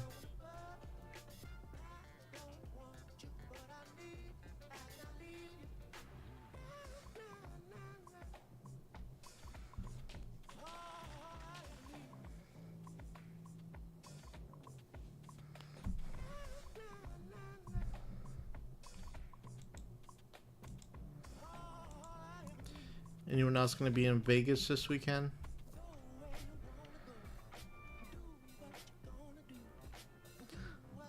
I haven't even registered for the events yet. I need to remember to do that after the stream today. Hi. Matt, were you in Dallas last weekend for DreamHack? I saw I was watching some of the fighting game tournaments and I was like, I wonder if Matt's here.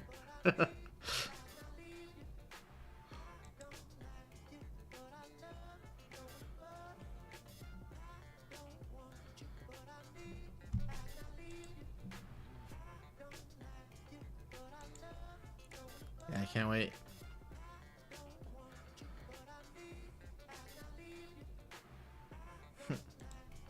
Fair. Yeah, travel's not cheap right now, for sure. I don't blame you.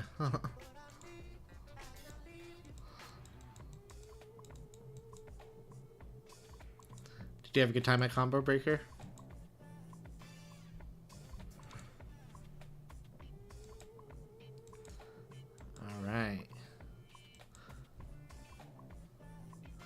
they want to let Tunic resolve before they play the Waning Vengeance.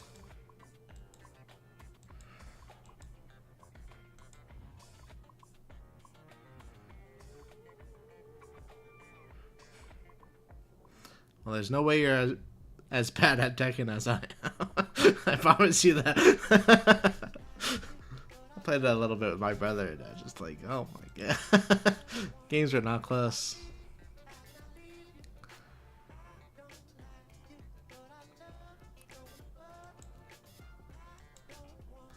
Alright, well, Boulder Trap should trigger, right? No, it's 5 base, because they don't have any of the shields with the +1 counters anymore. Huh.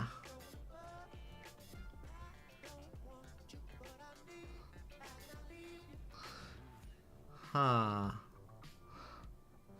This is tough. What do we want to do?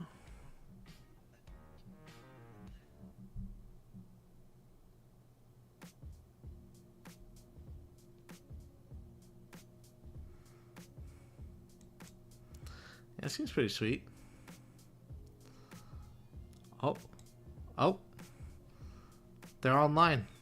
We are back. We are back.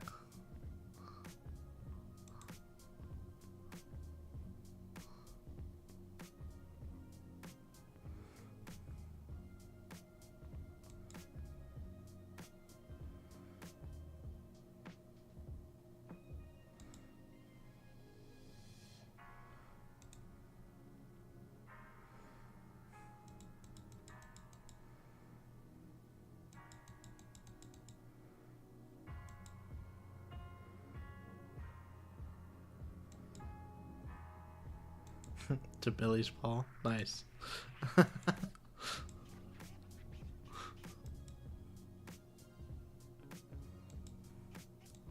Alright, so it makes sense why they took their turn to play Spectral Manifestations blue.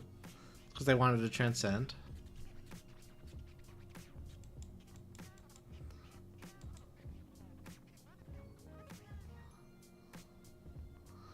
Let's put it on the Traverse. Just in case that ends up being a breakpoint of 2 that they want to block. They'd have to give up Traverse plus Tunic.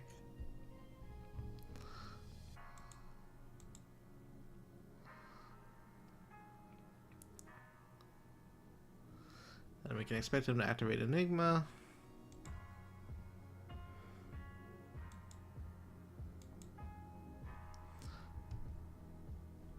Alright, activate Trench. Activate Dreadbore, put in the Endless Arrow.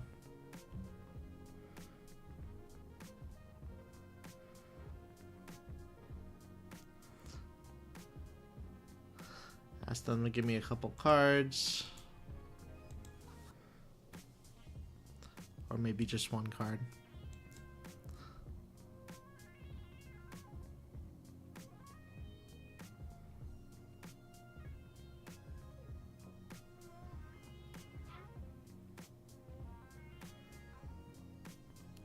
I wonder if this build still plays Manifestations of Mirage. I imagine it does.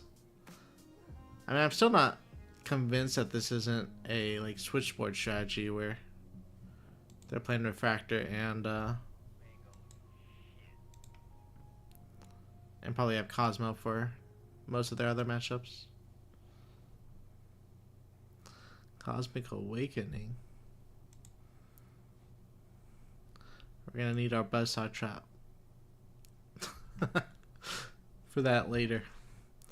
Alright, what do we got going on here? 6 with no go again. Huh.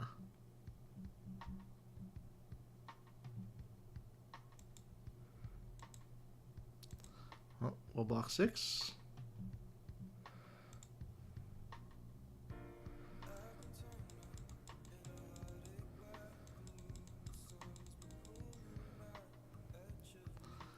Then we'll try to fire off this Merkmeyer.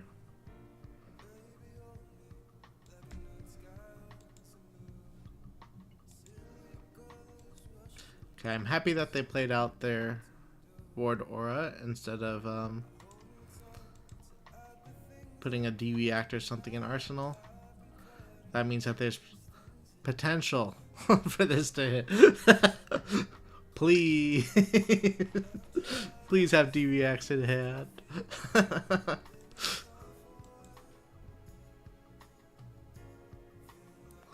They kind of only need just one card that blocks, and then they can block with the armor and stuff, which, yeah. Looks like that's what they're going to do. But that's why I put the counter on the Traverse instead of the Tunic. Like, if we put it on the Tunic, they would have just had to give us Traverse here. And then they would still be able to keep their Tunic. So at least we're getting some armor out of this. You know. We gotta, I don't even know. Look at the bright side, I guess. I don't know.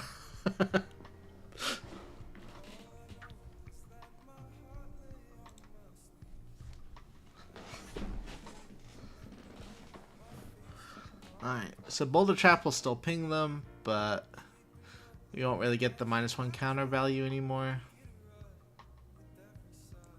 Silver linings, yeah, there you go.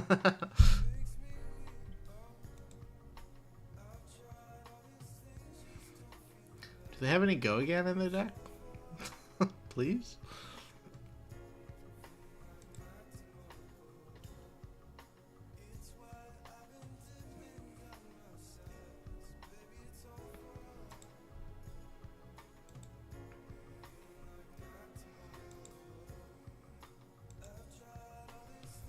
Alright, attacking us for 6.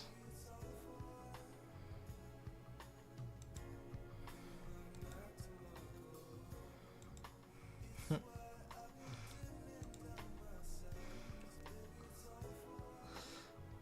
wonder if they gave their boots Ward 3 this turn. They just pop it right now. That'd be sick. Stop the Riptide damage.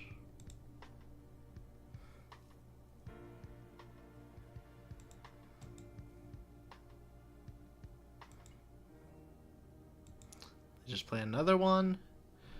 So they showed a Transcend card, a no block card. That means this card in Arsenal is probably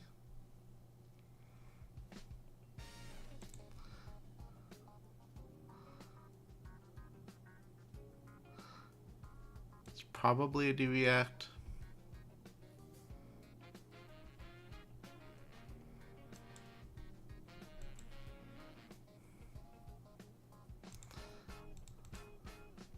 Not sure. I would like to play the Codex back on a Merkmeyer. It's kind of awkward with all the cards we have left in our hand. We could have activated Quiver, activated Dreadbore, and then used Codex and got it back at 2 cost.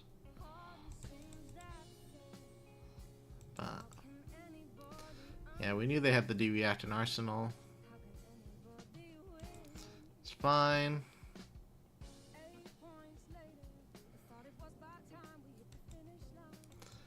We are barely ahead on cards, but we're not really ahead on cards because they have these on the field. Kind of an awkward spot to be in.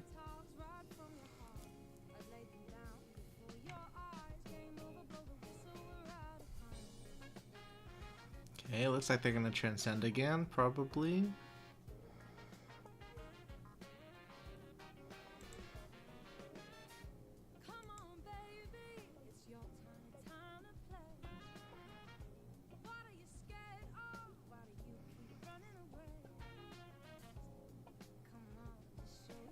My favorite song on the playlist, 8 Points Later by the Delegates. It's a banger.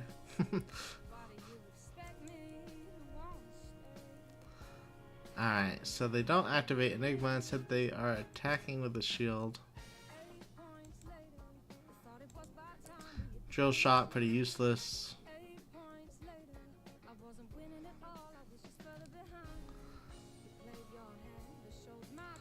I'll take 3 damage here. Oh, wait, they gave it go again.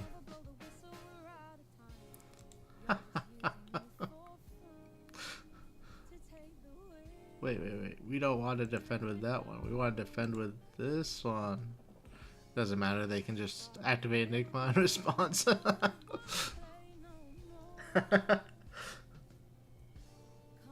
it's pretty sick though. They get to attack twice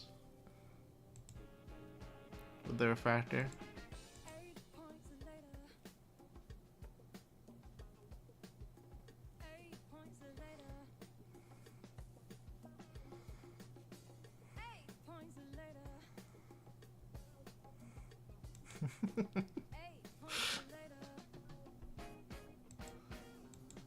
Yeah, I could use some the playlist could use some editing, but I don't know, it's good. I like it. Alright, we'll take 6. Unlucky.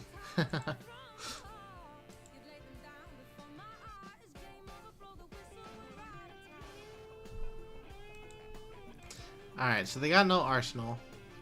They aren't playing attack, so they can't get anything back with Codex. But this is the time. If there was ever a time, this is it. Murkmire stonks. No. Play Codex.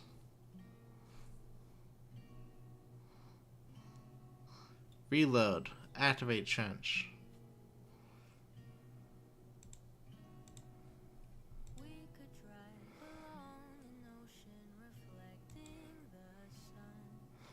Go Gadget.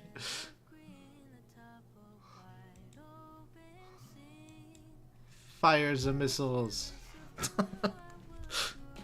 Please.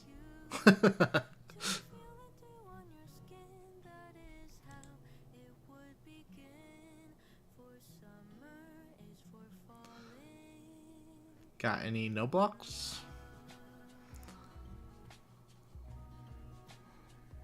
Oh.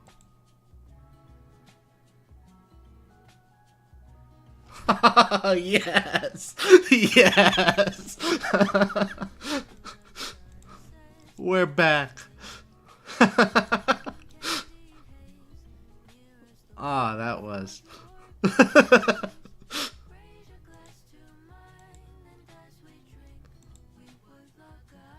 That feels good.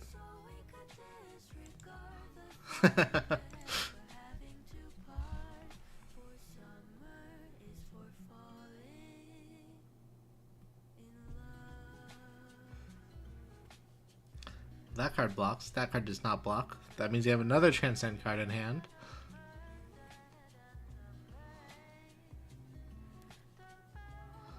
If they have a D-React, this Inertia Trap is going to ruin their day.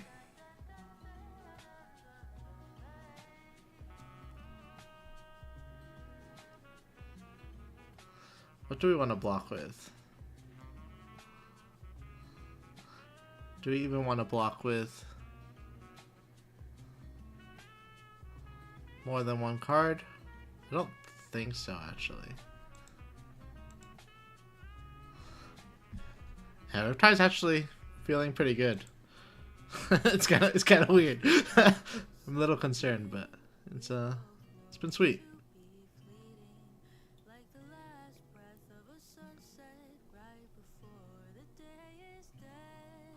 Oh, Inertia didn't trigger because they have Frailty.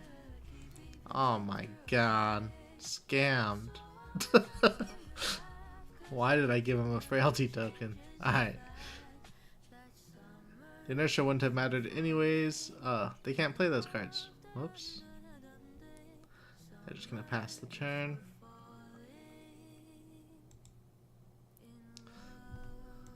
Alright. Use Trench. Activate Dreadbore. Put an Endless Arrow. We're gonna save this Murkmire for as long as we can.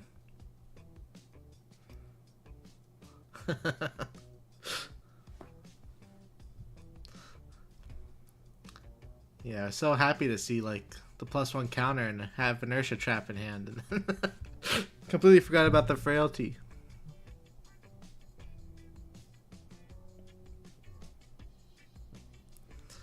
Alright, so they're blocking 5. I'm still just gonna cycle my hand. We definitely could have blocked more if we had remembered that the inertia trap wasn't going to destroy their spectral shield.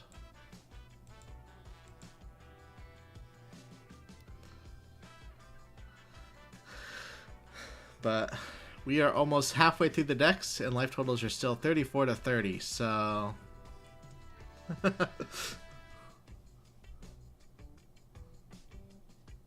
Buckle up, I guess. Okay, so they do have manifestations of Maragai, plus all the Transcend cards that they have on the bottom of the deck. So, 38 cards. Just gotta track when that's gonna come up. We want to keep the Buzzsaw deck for, I guess, either Maragai or that Cosmic Awakening that we saw.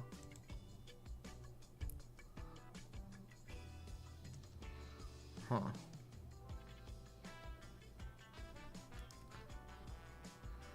And yeah, again, I don't really want to... Definitely don't want to block with the Murkmire grapnels. But I don't want to fire it off when they just have one shield either. Like, the Murkmire is going to be so good in that late game where they are just looping Enigma's ability every turn.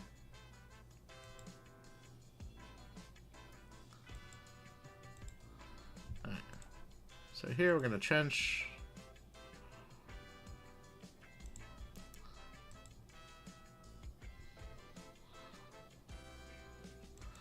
Yeah, I wasn't sure if it was more for fatigue or if it's just tech against Riptide. We were trying to figure it out. Because it looks like they're still playing most of the same cards. They do have a little more yellows and stuff. But it is pretty good against Riptide, giving them all base 5 and not go again. Makes it hard for the traps to trigger, but... Alright, so they say no blocks. We'll activate Van Brace. We know that their arsenal's not a D-React because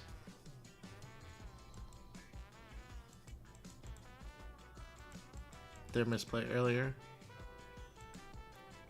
Riptide getting a little too real. True. Oh my god, they have multiple Cosmic Awakenings. Well, at least these will line up together.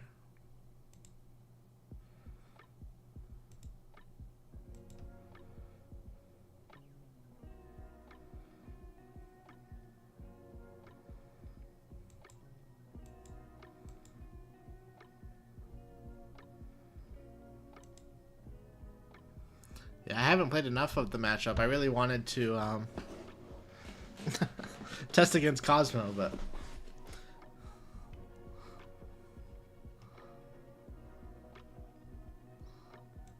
let's see.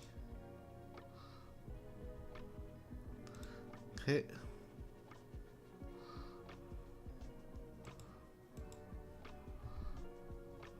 Oh.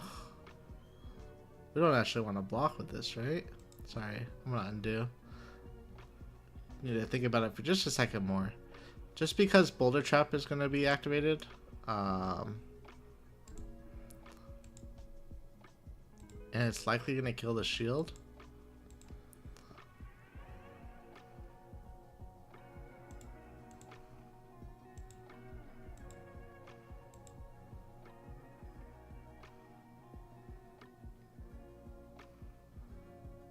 Oh, they don't kill the shield.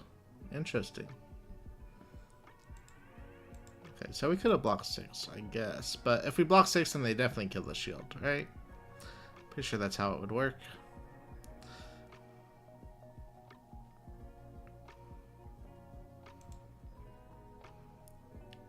So here we're going to bottom, buff power. And even though we just lined it up perfectly, the buzzsaw with the cosmic, we are going to activate quiver here. You can choose 3 arrows with different names, so only having one Murkmire grapnel in the graveyard is fine when we activate it. Alright, damage is finally starting to leak through for both players. We do have a lot more armor than them. We are going to choose the highest power arrows.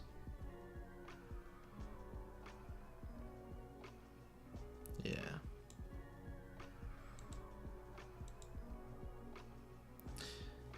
You don't think it counts as a buff? You don't think its base is seen as 0? Is it because it's the star? Maybe. You might be right, Omar.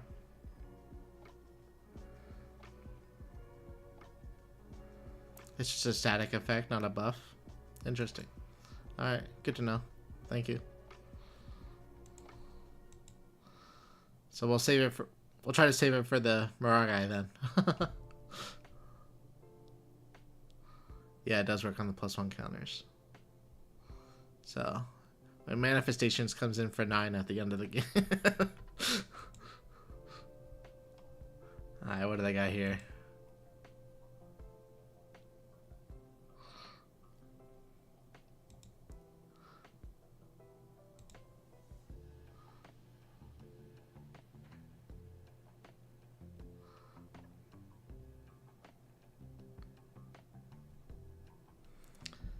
Life total is a little low, but I think we can afford to block 3 here.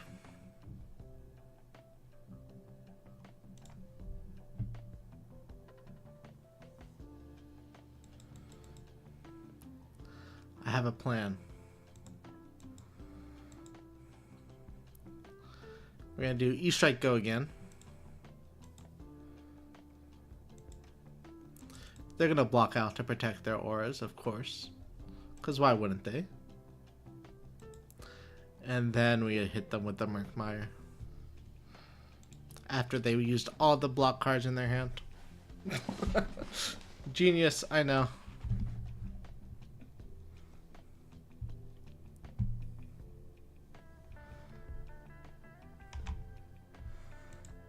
Fatigue shot. Sick tech.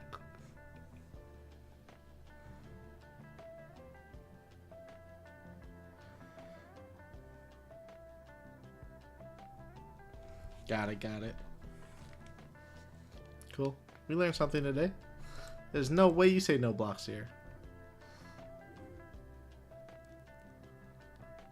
Dang it.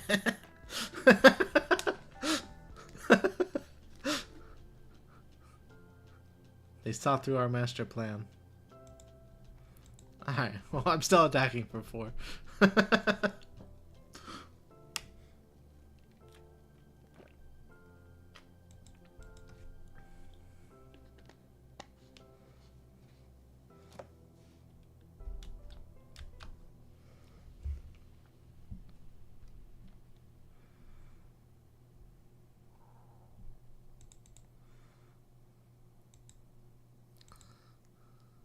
These Riptide games have been long today.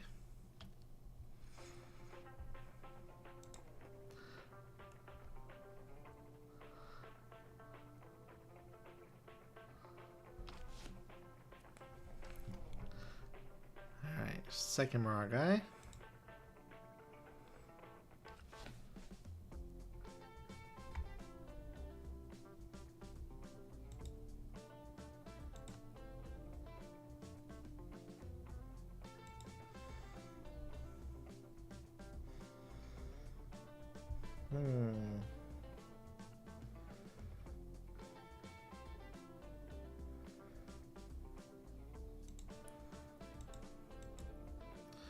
Okay, I think we're fine to block out. We are running a little lower on cards, but endless arrows in the late game should beat special shield looping, I think.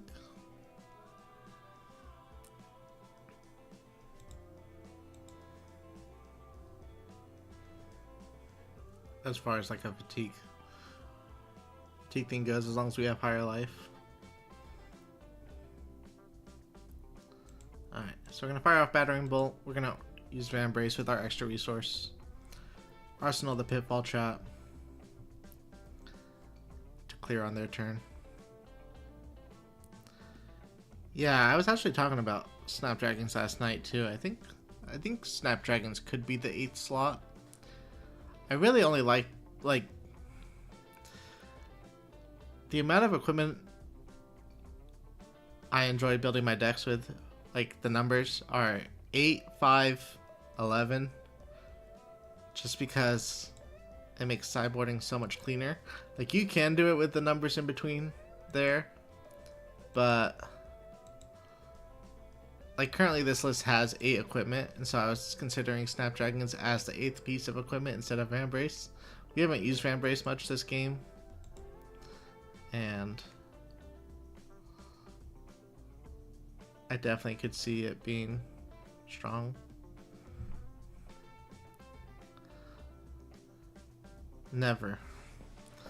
No more mechanologists.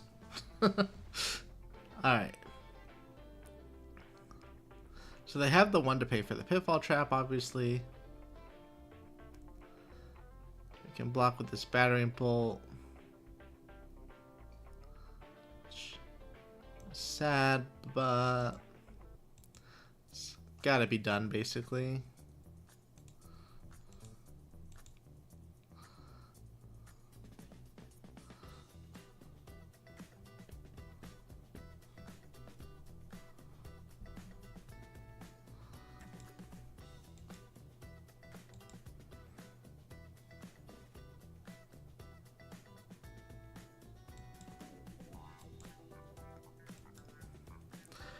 Yeah, they don't block that well, but I feel what you're saying.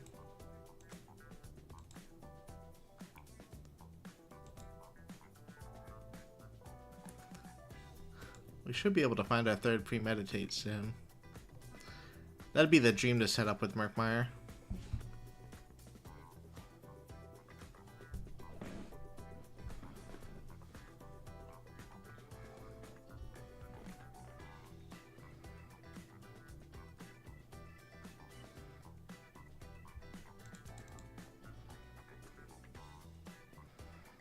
Alright, they're gonna let it hit. Yeah, I think if I had known it was Reality Refractor, Scar for a Scar would have been... Scar for a Scar would have actually been really good this game. Same with things like Rabble. I'm not sure. I've missed enough on Rabble with Talon's list already, though. This list is just playing more blues. Just gets another +1, I think. Yeah.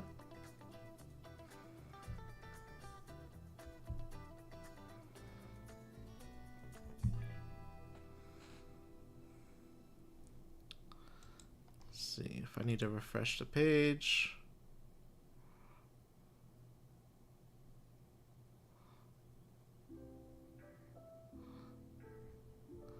Okay. So they decided they wanted to block. If they end up blocking 6 and letting the shield die, I think I will definitely activate Vambrace.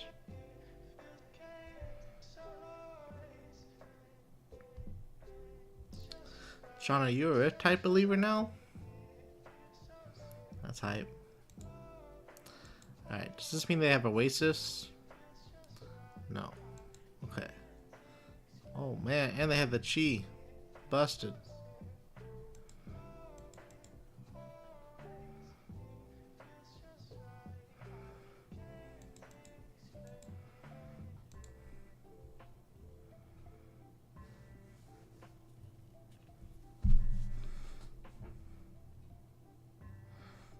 Cheater.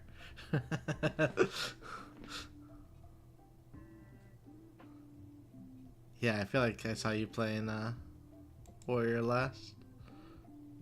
Alright. Pitching a D-React to attack for 7.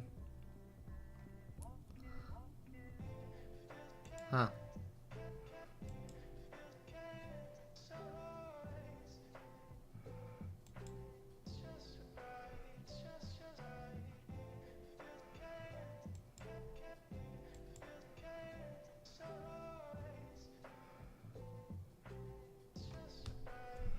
Yeah, it sucks because the pitfall is going to destroy the shield anyways.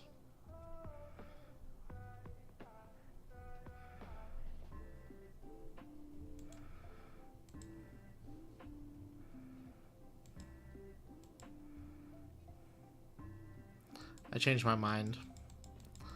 I'm just gonna let it happen. Attack him for 5.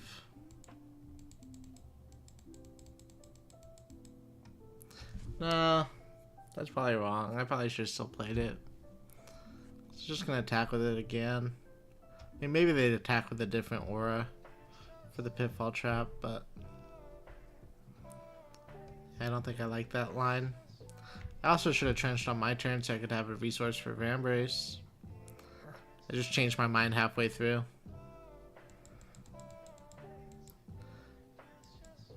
But I like that they're blocking with 2 cards on each attack that I throw.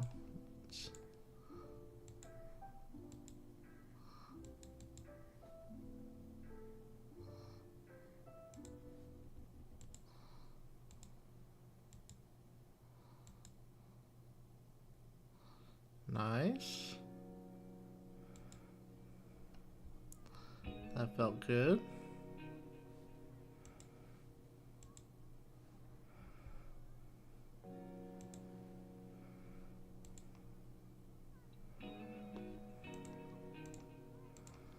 So here comes 7.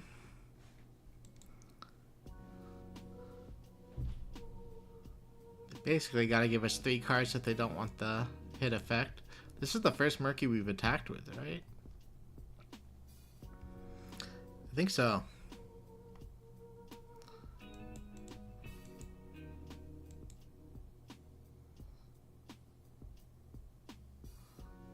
Riptide is fun. And surprisingly good. Alright, we get the hit. We do want to banish traps. Which one would you like? We know they have all the manifestations, so I probably want inertias. Pitfall is always good, inertia is always good. Spike Pit never triggers really. We could choose 3 inertias. This is probably better. I think this is better. 2 inertias and a pitfall. So we hit pitfall. They don't know that though.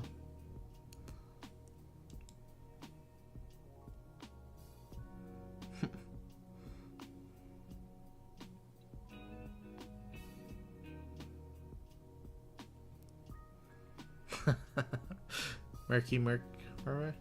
Yeah, I like it. Alright, they're pitching a D-React.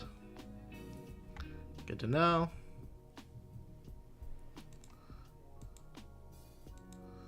And of course we have our perfectly lined up block.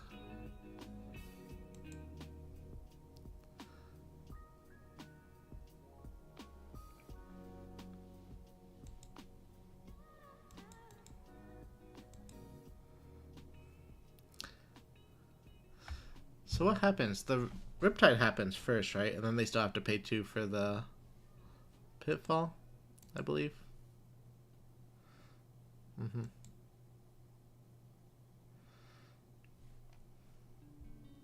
But they get the Spectral Shield after they pay for the 2. It's kind of cool. Alright.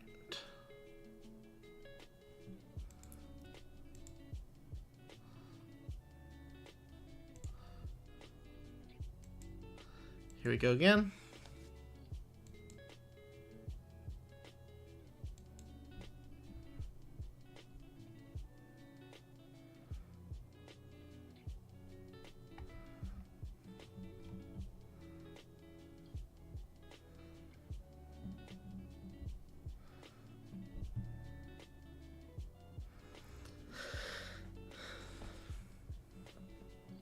The first 10 damage took 30 cards to get through, but since then been trading a little bit more back and forth. That one Murkmire grapnel was huge. Alright, they just pitched an Unraveled Aggression. I don't think they have the third one yet, because they pitched that earlier too.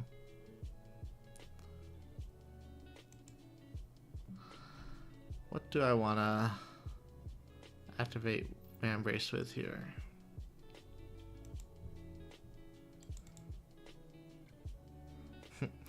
Yeah, that was pretty hype. That was a lot of value.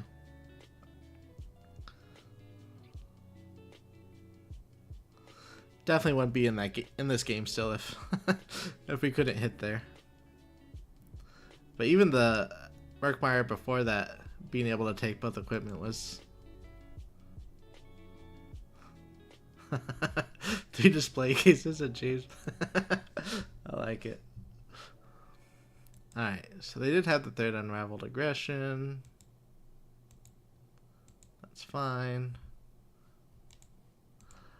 The Blood Rots should be pretty annoying for them also.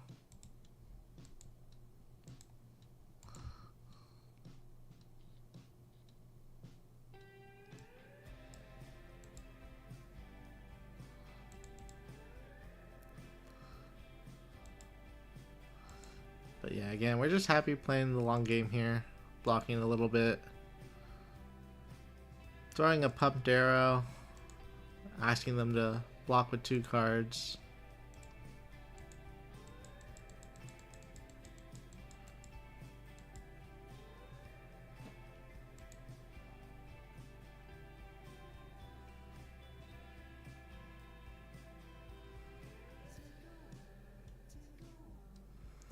You can always activate Vambrace if we want, which might be better than arsenaling the Pitfall Trap if they only block 5 for some reason. But no, looks like they're gonna take it.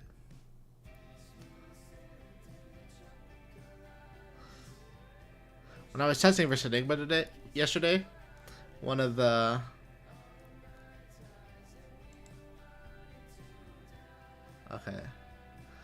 one of the things that kept coming up was they would pitch an Inner Chi on their turn and activate the pathway, and that would stop the Blood Rot token that I was expecting to like clear their board and stuff, and it was annoying to say the least. But yeah, so that thing has ward. So they were warding 7 before the Spectral Shield, so that's why we didn't activate Vambrace. But again, the Pitfall Trap should be able to clear the Spectral Shield. I lost count of how many times they had transcended this game, but I'm guessing they have at least 7 Chi in their deck. Those are the ones from the first turn of the game where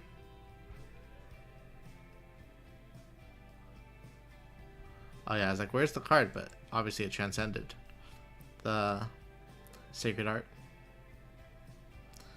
Stir the pot so they haven't shuffled. Alright.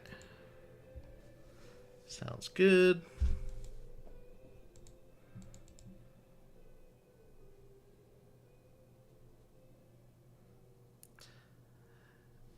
They purposefully chose to attack for 5 instead of the one with the counter for 6 to play around our traps. So, pretty cool to see that.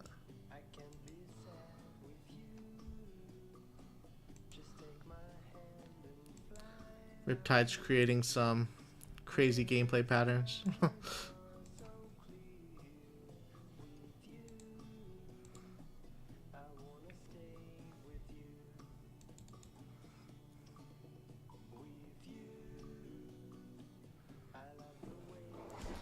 Alright, 3 cards again, please.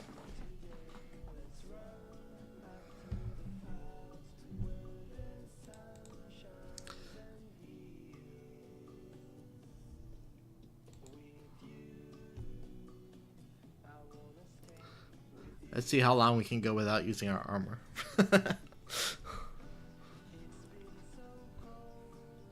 We do have to be careful because those Cosmic Awakenings are coming up.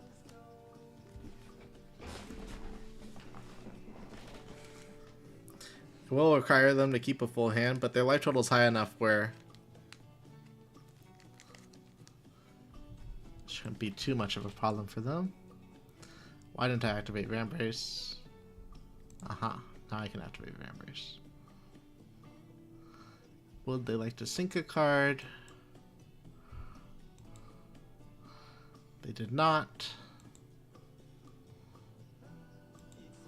Cool, we got the hit. Banish some traps. We like pitfalls. We like inertia. Do we like inertia? Not really. How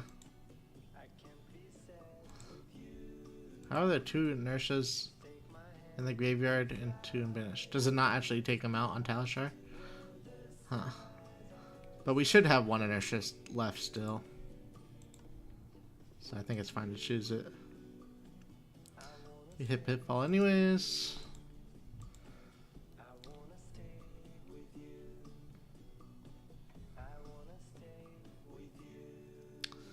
So pretty even on cards still. Again, I think if it gets to the point where it's just energy versus my 1 or 2 arrows, I think the Murkmires and the Endless Arrows should win because we have enough life total with our armor. It'll be close though. Oh no. You do not want to attack with that one.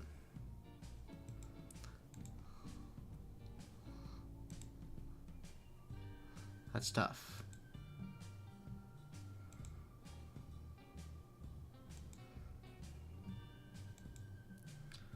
All right.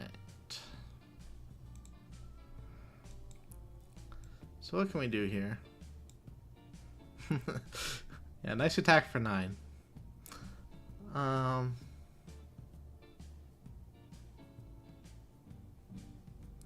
We just want to get our 7 damage in. We could try to do something tricky with Codex where premeditate, load, trench. What are we doing with the other red though?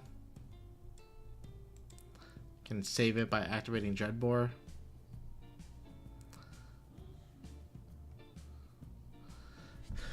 What are we hitting with? What are we getting with Codex? We can get a 1 cost, so we can get Infecting Shot. We can also just save the Codexes for the late game, which I think I like better.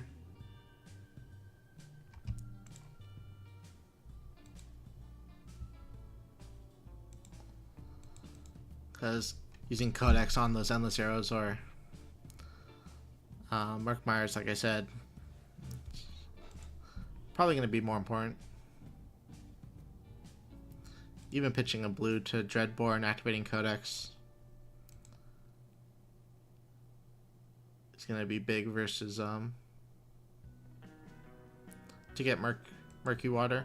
We do have to be careful, I guess, because if they get to the point where they can play their Cosmic Awakenings and then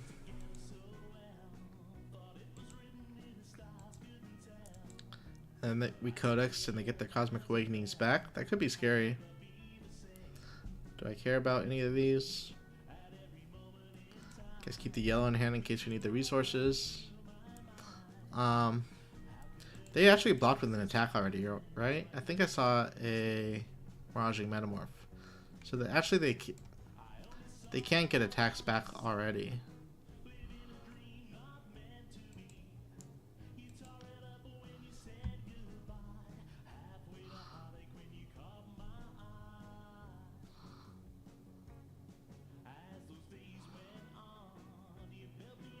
Huh. Okay, what do we want to do here against this attack for 6? So Steven, TM Armada, how are you?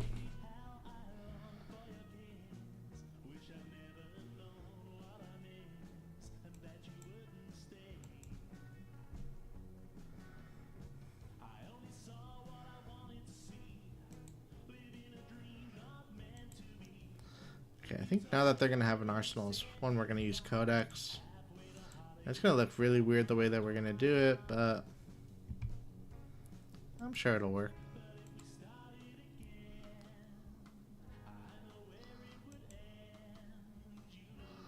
So I do this.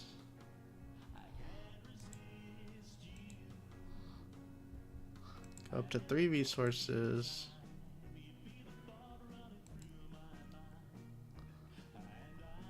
Yeah, I remember we were talking about the Riptide list for in Dallas.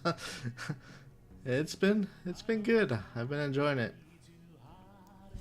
Alright, so we have options. We can get the Virulent Touch, and then they will almost certainly block with a card from hand so that they don't lose their auras, which means that they would get a Blood Rot. Should be kind of hard for them to be able to attack and pay for the Blood Rot. We could get Murky Water, just attack for 6. They still give us 2 cards. I don't even know if they have 2 cards to give at this point, honestly. I think they have some non-blocks in their deck still. Like, I think they might have one of their Cosmic Awakenings, but I think that's it.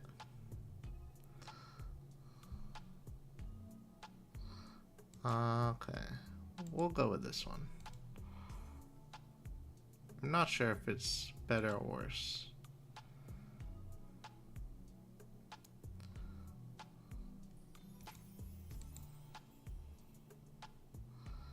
If they can't block, is Battering Bolt better than Murky? Yes, I think you're right.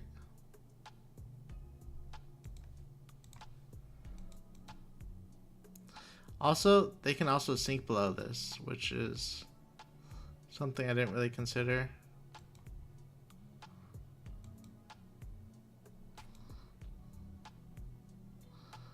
Okay.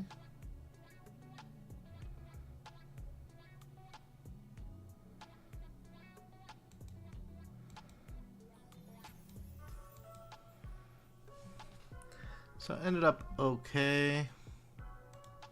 Might as well arsenal that.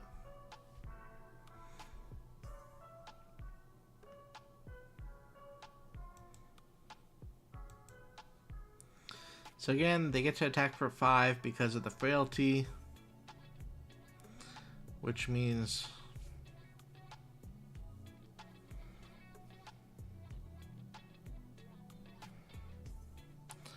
what? We do not want to block with Buzzsaw.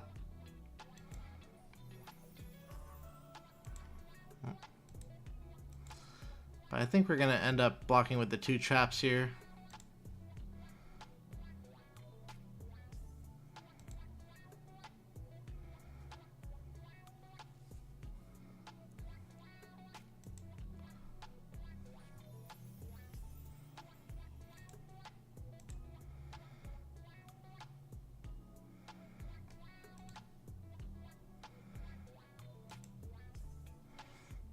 I'm not sure if I like this or not. Maybe it's better for us to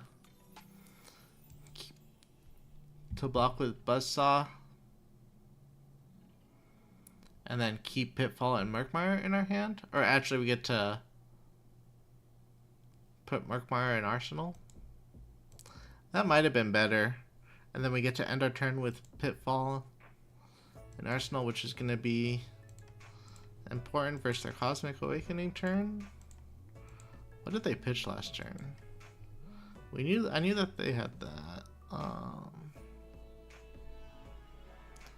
No, it was Maragai, a blue energy, and so one more card? That's it, right? Alright, so they block it out. I don't really like how I played my last turn, but it's okay.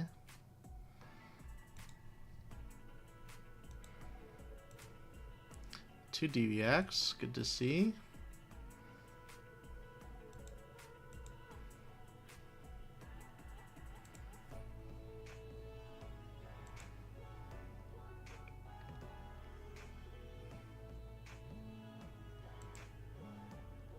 No, I don't wanna. I'm always thinking about what to sync. Guess we'll reload that one just in case.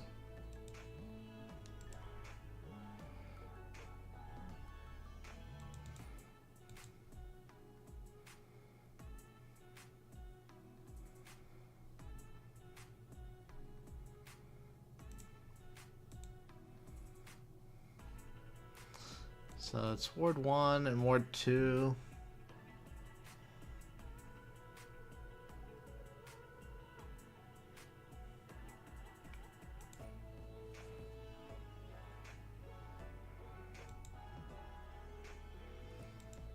They get the Blood Rot. They can still attack with 1 and then use the other energy to pay for the Blood Rot.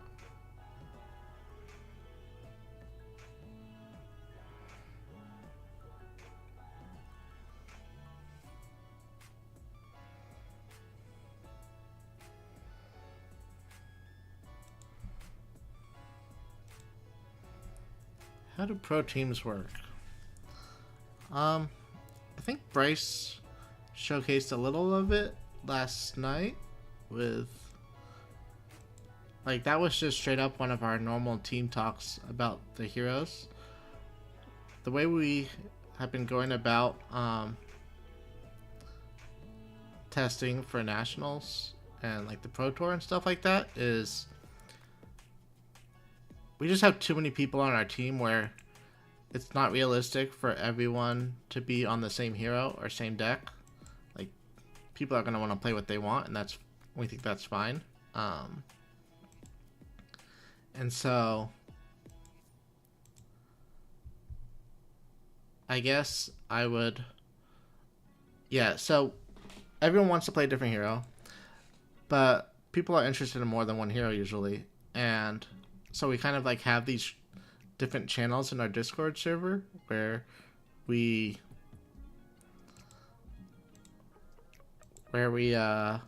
just like each hero is dedicated to a specific class. Sorry, each channel is dedicated to a specific class or hero, and then all the people that are interested in that hero will meet up on a certain day of the week, and they'll just talk specifically about that hero and all the different card choices, what they see other people playing. And so last night was like the Azalea meeting, and I'm sure they were talking a lot about what they've seen Brody playing, the tech cards that they think are good in the meta, and stuff like that. And so yeah, I think last night gave a good insight on how our team meetings work. And then we do have like all hand meetings where we expect everyone to be there, not just the people that are interested in playing that hero for the upcoming tournament. And the on-hand meetings are going to be on broader subjects like draft or just like the metagame overall. We talk about what we've seen other players, what we've seen the community talking about and chiming in on like X or YouTube and stuff like that. And then yeah, it's mostly just like testing against each other, recording our games.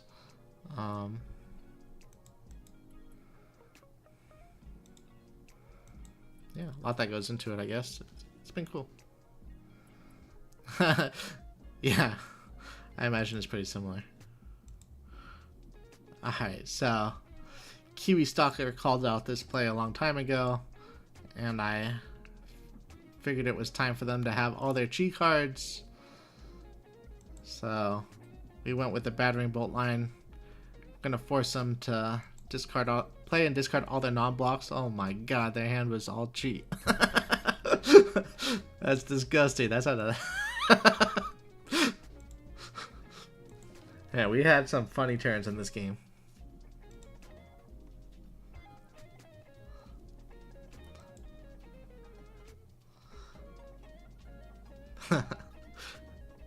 The goat.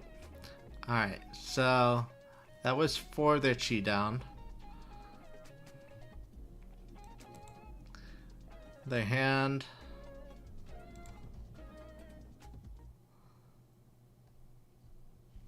Oh, they shuffled. Okay. They shuffled. Well, we definitely don't want to attack with that this turn.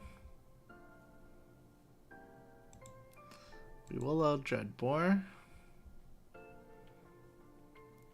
think we want to save the Murkmire for one more turn. I think we're going to get there at this point. What a grindy game, but it was a good one.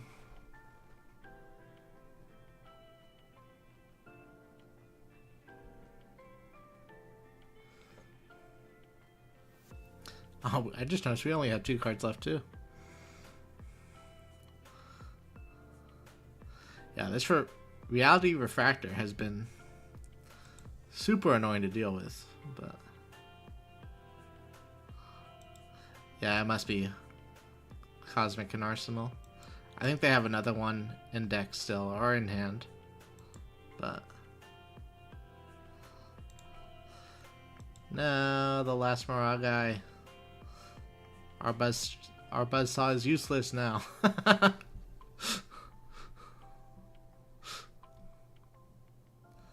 So the Vambrace should take care of both auras. I guess they have a bunch of inner chi that we can use the Buzzsaw trap on and end up popping those shields. I missed what happened. I think they gave up. It says they took 5 damage. Good game. Alright, they had Deviac, Cosmic was in Arsenal, and they had... Oh yeah.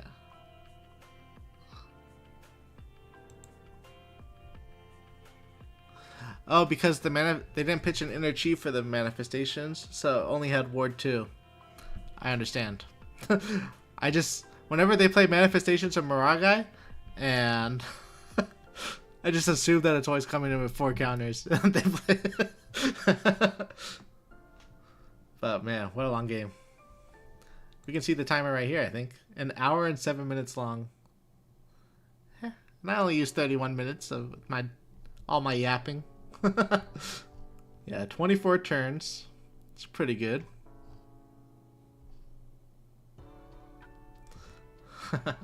We played 5 pitfall traps. It's hilarious. 4 Murkmires, 4 battering bolts. Yeah, that battering bolt codex is pretty sick. And that first Murkmire, or second Murkmire, I guess. Just like old times. Still have all the equipment, yeah. Still had all these. Do I do private lessons? I've never tried, no. I think it'd be fun, but I just try to put everything I know out there. Top 8 match. Welcome back.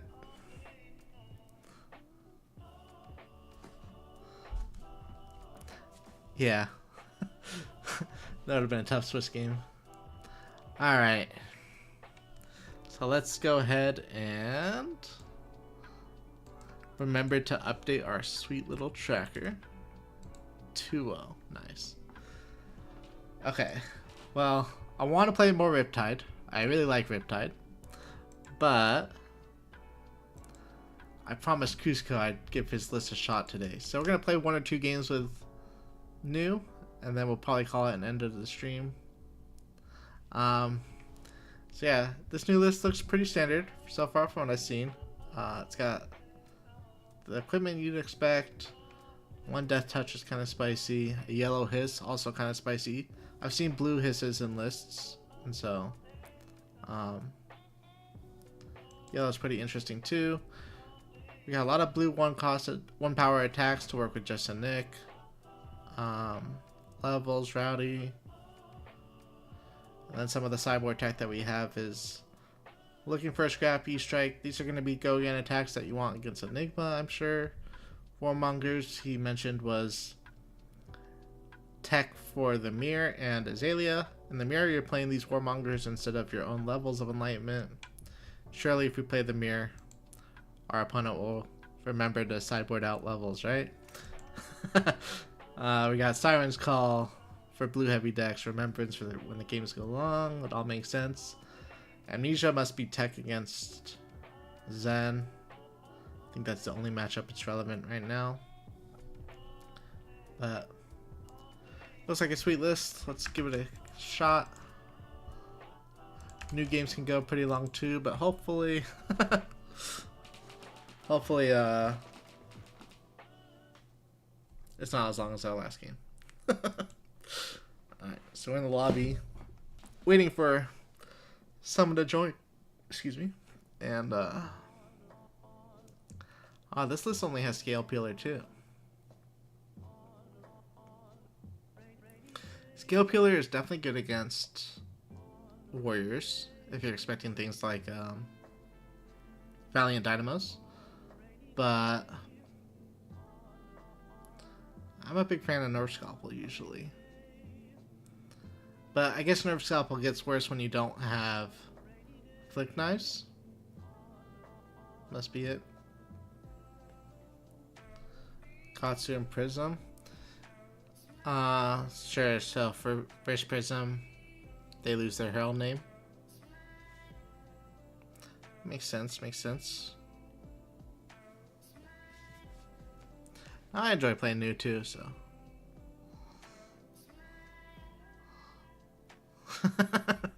Slithering around. Nice.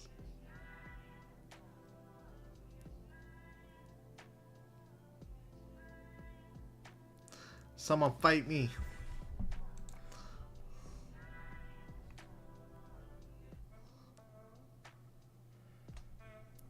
Aw, man. I didn't want a Kano to fight me. That's not what I meant when this is. Alright, we'll go... I guess we'll go second and try to get our Arsenal Disruption off early.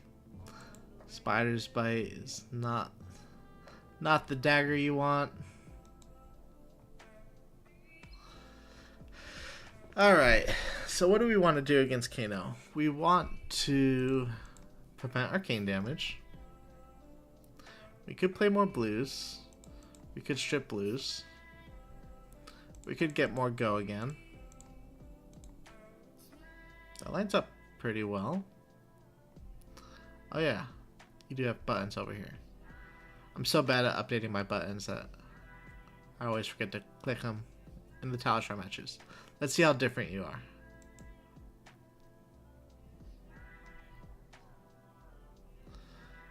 Oh, looks like you're the same. And everything looks good. Sweet, yeah. We have the same strategy. Looks clean.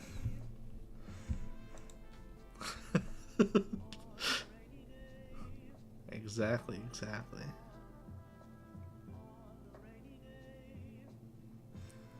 Alright, starting off with the Kano button. What do they find? Prognosticate?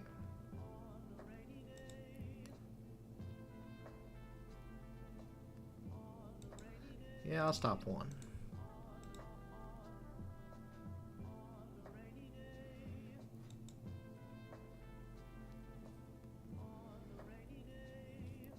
E-pot, pass.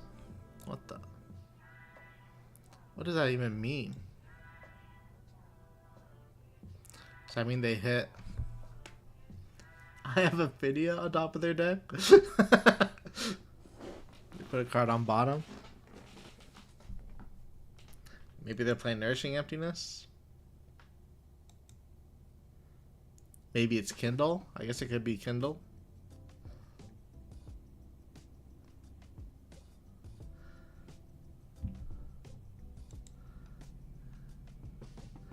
Yeah, I like that you're on like the 50-10-10 plan. Uh-oh.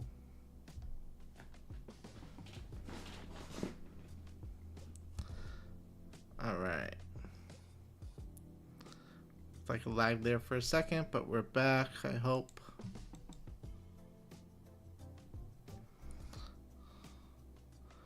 Should be back, I think.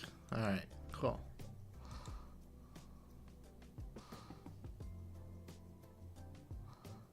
I'm back. That was weird. I wonder why OBS disconnected. Let's see. How do we want to... think we're gonna throw the bonds at them. It's gonna be pretty threatening.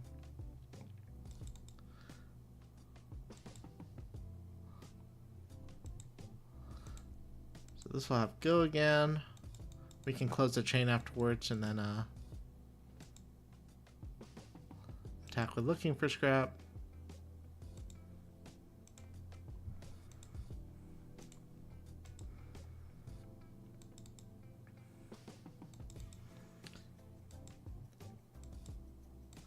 They snap blocked 6-2. That was interesting. I wonder if they're playing D-Reacts into us. When they show Spellfire Cloak, they aren't usually playing D-Reacts, I don't think. But that might be why they missed with the Kano activation. Yeah,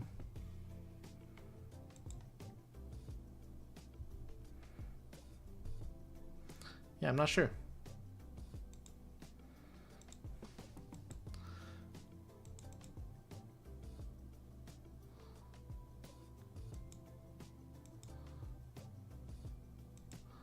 Okay, they are just not respecting our dagger at all.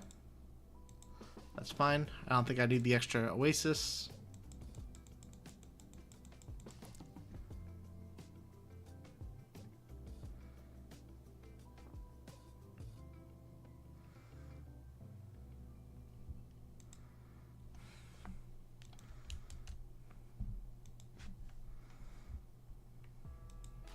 They say no blocks on the CNC. They let go of Sonic Boom. Alright, our opponent's taking more damage than I would have expected. They start the turn by activating Kano.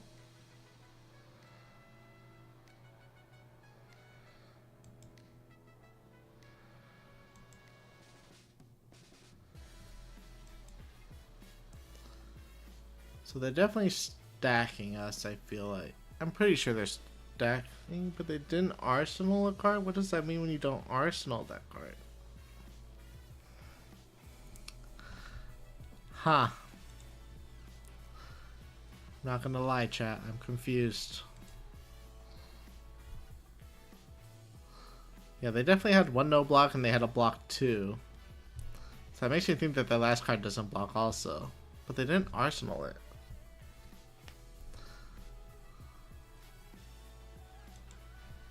Huh.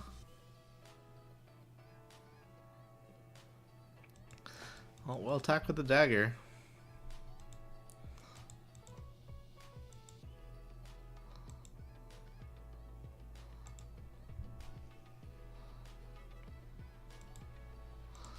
Attack with surgical.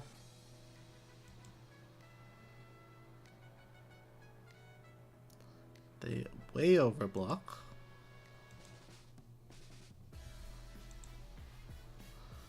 Don't have a choice to put them on the bottom. I'm gonna activate mass, take the last card out of hand. Hopefully it's a combo piece. But I can't imagine what card they kept that they didn't want to arsenal. Maybe they didn't want to arsenal because they wanted to play around Arsenal Disruption? Like CNC and Leave No Witnesses?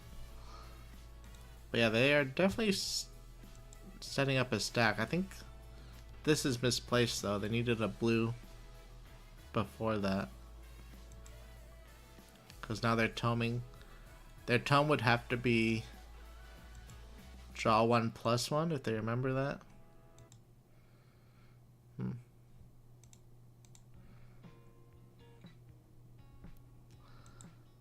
see if they can get there.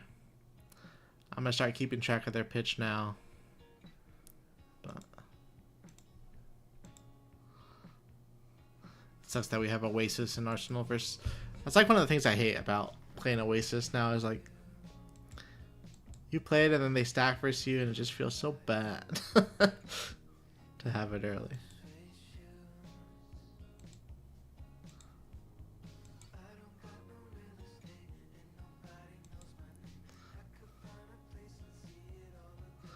So we definitely, like I said, we definitely could get over this. I think I'm just fine with letting that go through and attacking with Command and Conquer.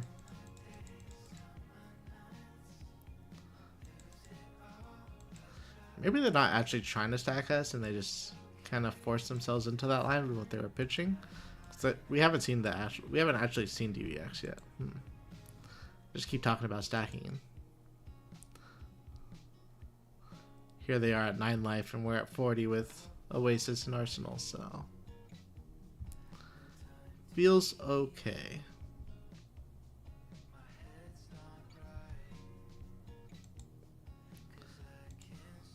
Go again.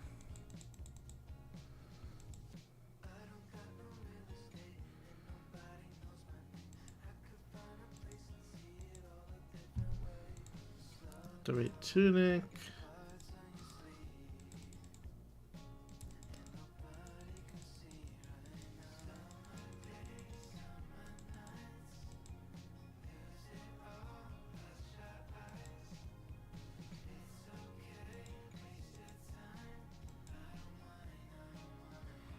Yeah, not your typical Kano game, but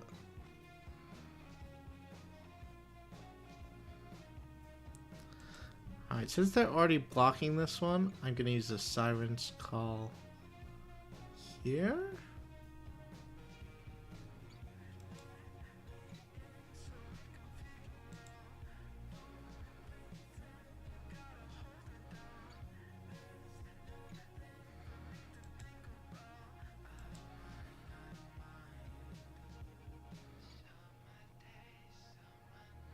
No blues in hand.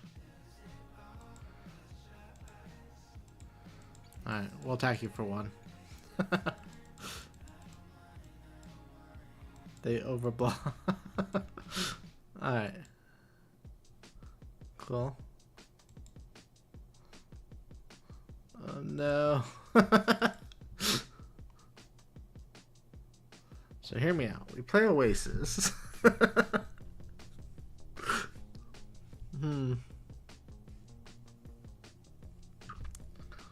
Alright.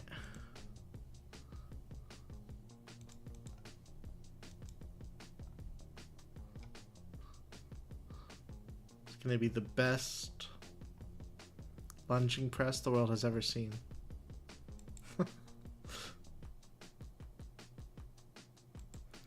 Just kidding.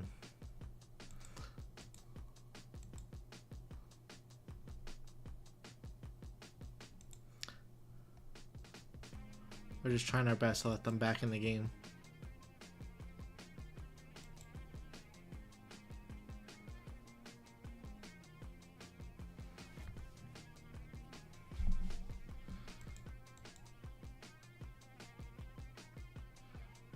Yeah, exactly.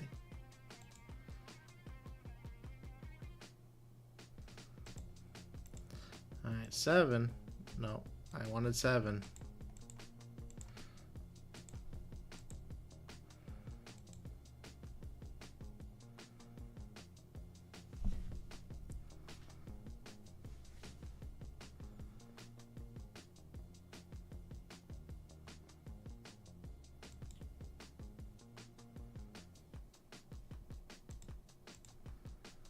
What do we want? Bottom? I don't think it really matters.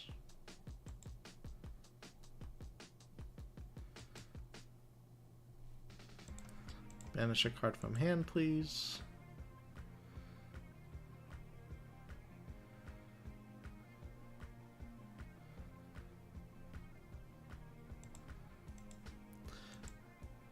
So they're taking 5 here, so we can never actually threaten lethal with any of their cards in banish. Like, I could have used stilettos to give go again, but it's never threatening anything, so it's fine.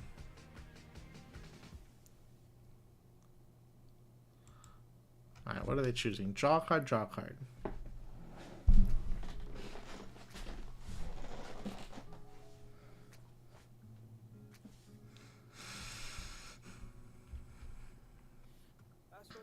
No snapback. That's fine.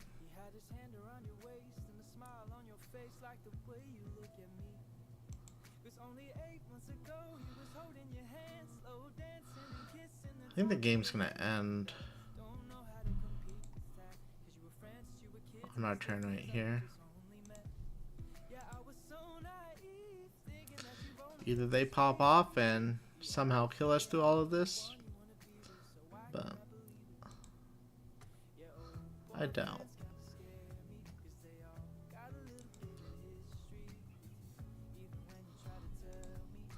So play levels, hold priority, we banish a card from their graveyard. Let's choose a blue that does the most damage.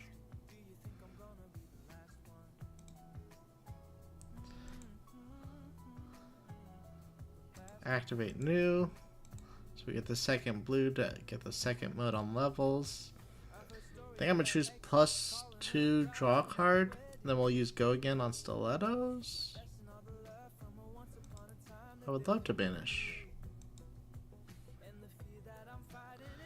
You could also choose buff power go again. That's probably better. I don't know what we're looking to draw really.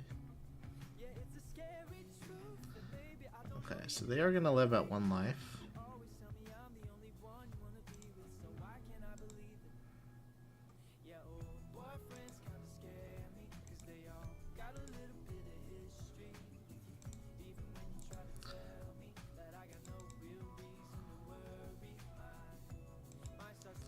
So they're at 1. We could play E-Pot, or we could just take the last card out of their hand. Doesn't always take the last card of their hand. It could break E-Pot, but I think you're happy with that either way.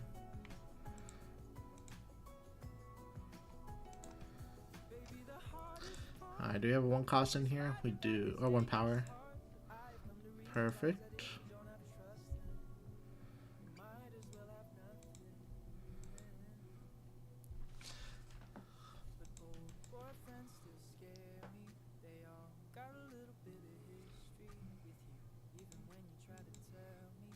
Alright. We got 2 breakpoints here, so looks like they're in trouble.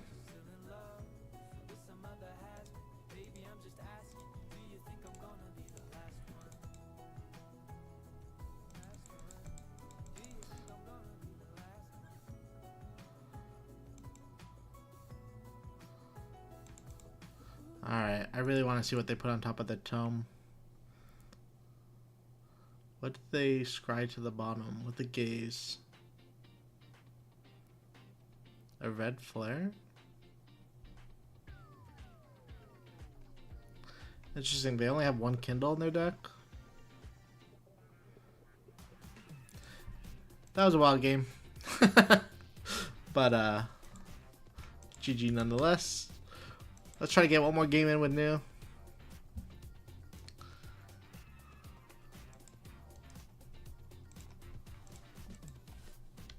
And then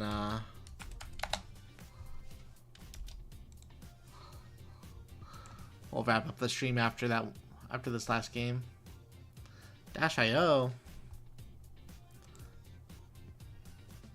I feel like I've seen this name before.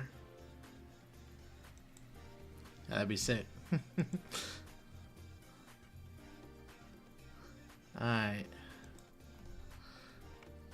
Well, you do have a Dash.io button. I'm impressed.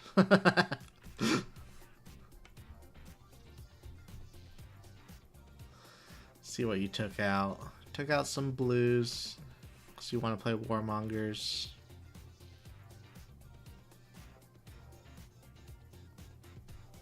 Checks out to me.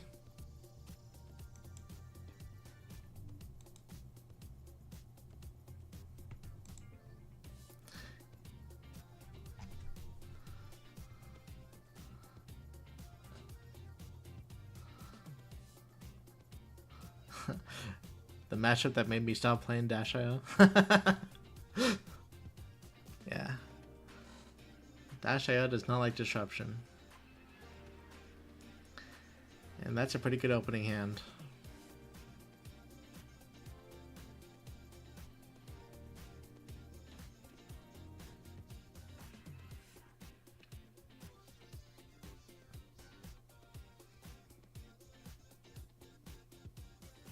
Yeah, it's good. It's good to plan things out early.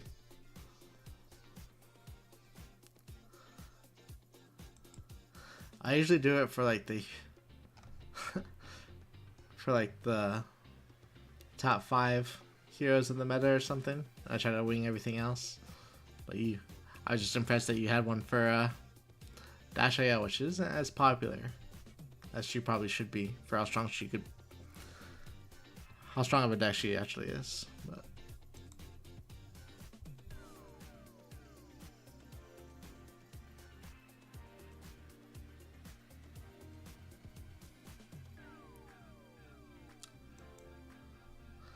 so we don't actually want Go again, so maybe we want to attack with Spider's Bite first.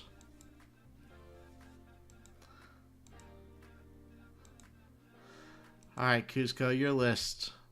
Do we just Prognosis and just a Nick? Or do we say forget about our 1 block on one of these equipments? Probably the Arousing Wave, and just go for the Bonds play.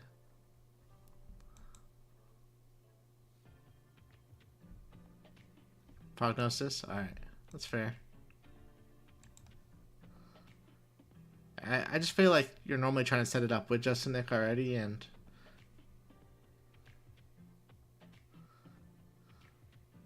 it's fine. I like either line. It's kind of close.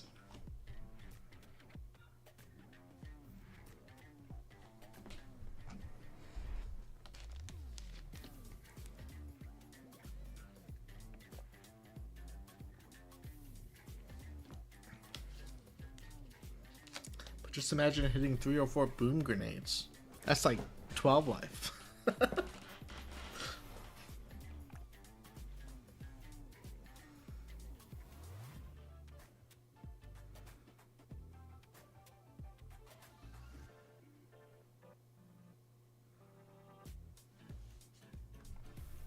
Well,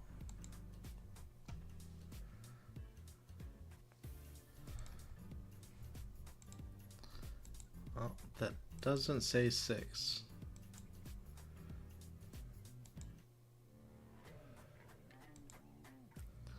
So we hit yellow, and they had a yellow in hand. We took... Okay, so their hand is red throttle, red T-bone, red dissolving shield. Not great for them.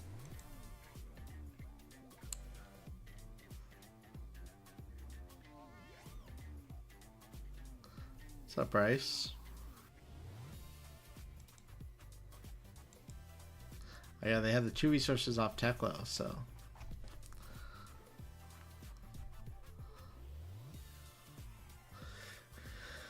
Alright, we can block this for 3. We'll block the red T-bone with a Rousing Wave.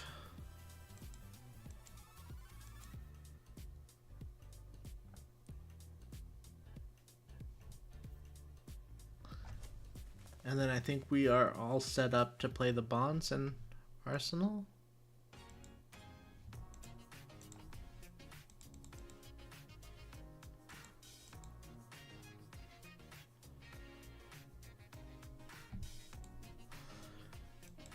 Not really any blues that we want to play from their banish just yet.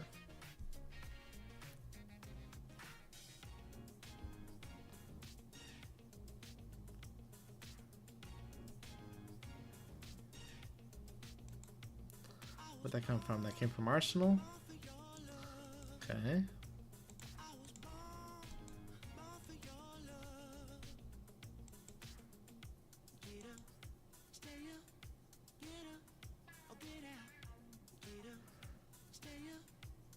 Yeah, he's stalking me. Even though I'm not a Kiwi.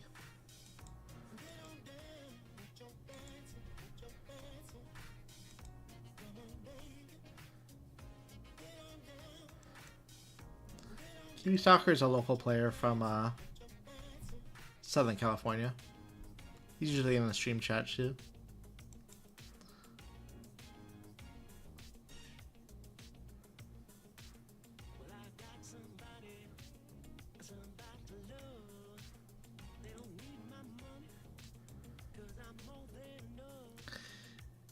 normally an Arachne specialist, but it seems he's converted to the mechanologist class after he feels that Arachne got no support.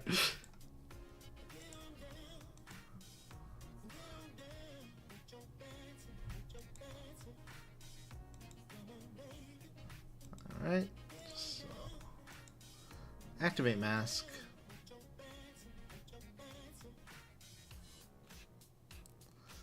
Please banish a card from your hand. Choose red T-Bone.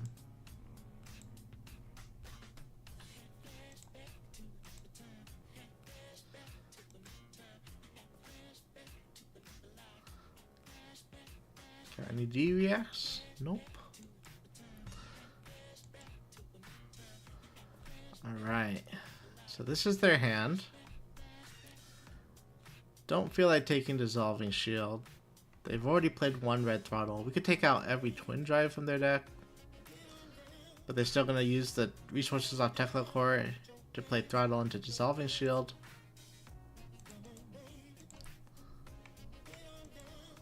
It's fine though. We'll be sure to block 6 on the throttle so we don't take the damage from Boom Grenade this turn. Okay, they're going to make us block 8. That's fine.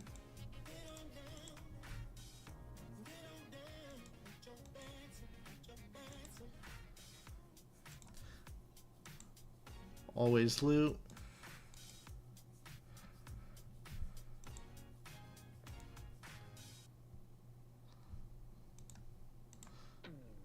Buff power.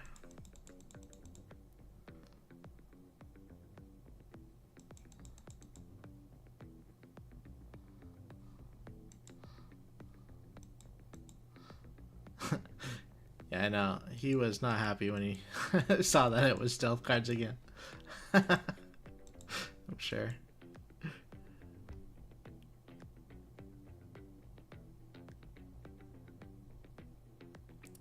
I think we're in a really good spot already.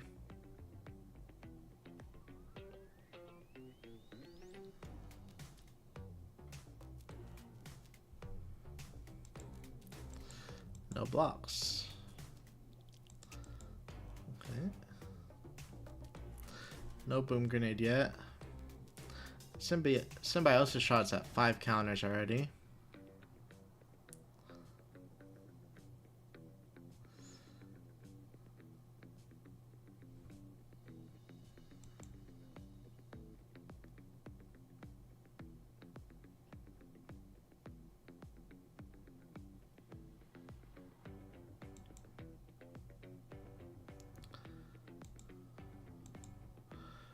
Okay.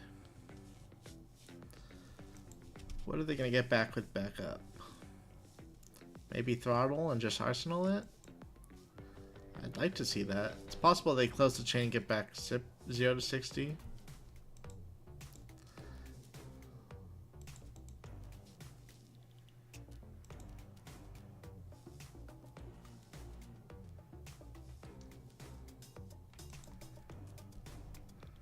Yeah, I'm going to close the chain first, and looks they're going to attack with a 0 this turn. No.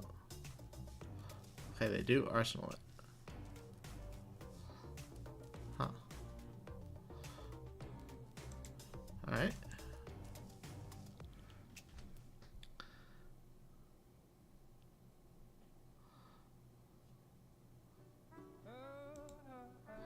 Well, this was always going to be the plan. I don't even think we're going to be trying to play 3 reactions this turn.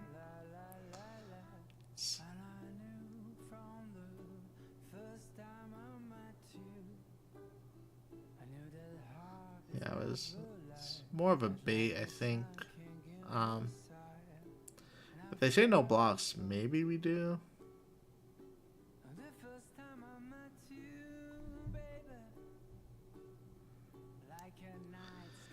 Alright, do we Siren's Call first, or do we Mask first? I think you're supposed to Mask first.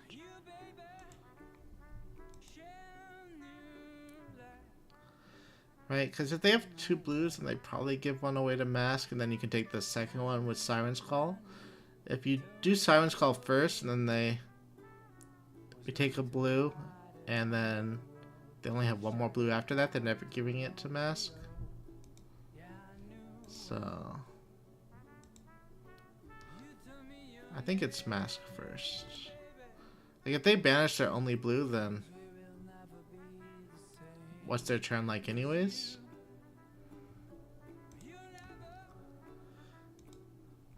We could also use Stilettos here to get over. Maybe that's better.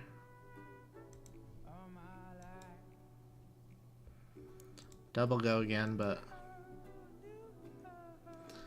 this way we get to choose any card and not just a blue. They say don't take High Octane. So instead we'll take every Pulse Wave Harpoon.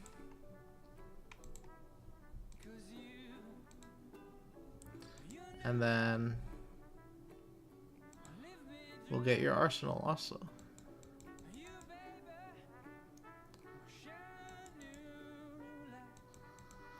Pretty good turn. Pretty annoying for them.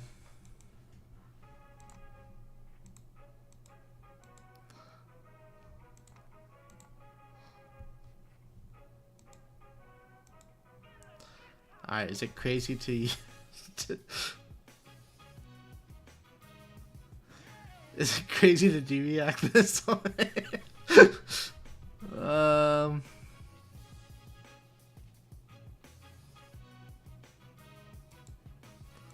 Yeah, I think we're gonna use our defense reaction here.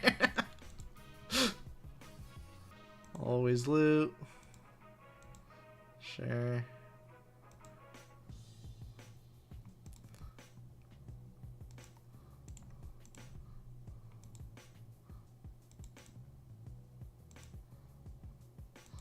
You hate me right now. Alright, go again. No, I haven't played any games for Matthew Vore yet. Exactly.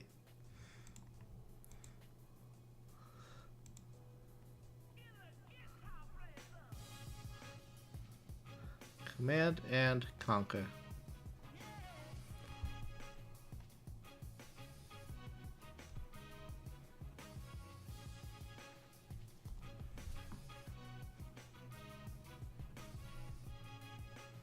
Matt, you should go back and watch our Riptide vs Enigma game. It was a quick little match that was back and forth.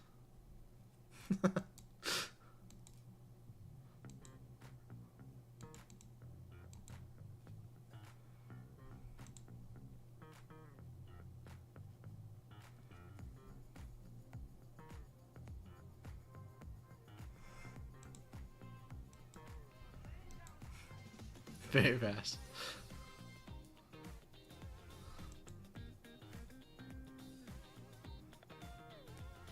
Yo, Kiwi Stalker came to me, okay? I didn't go after Kiwi Stalker. Oh no, my tunic.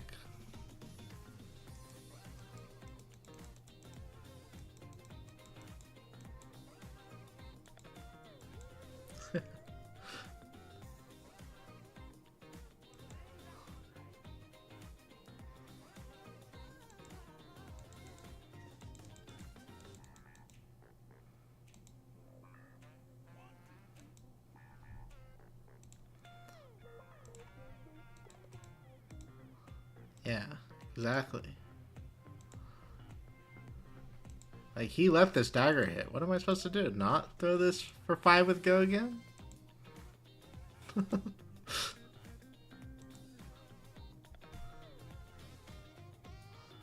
Do I need more silver? I don't know. What am I supposed to do? Not destroy his arsenal again?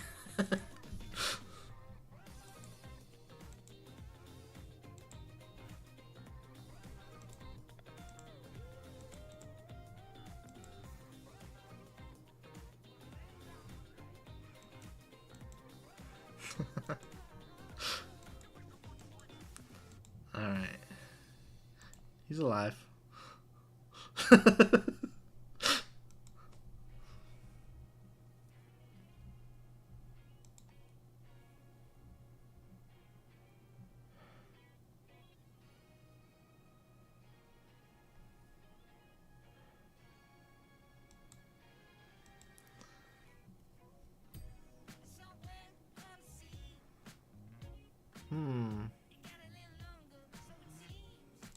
We'll block 3.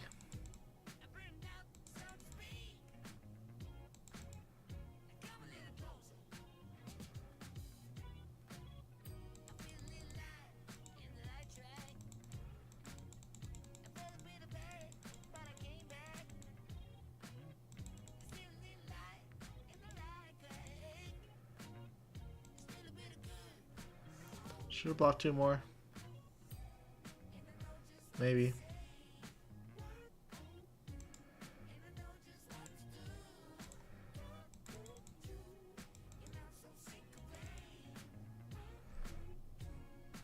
Didn't matter.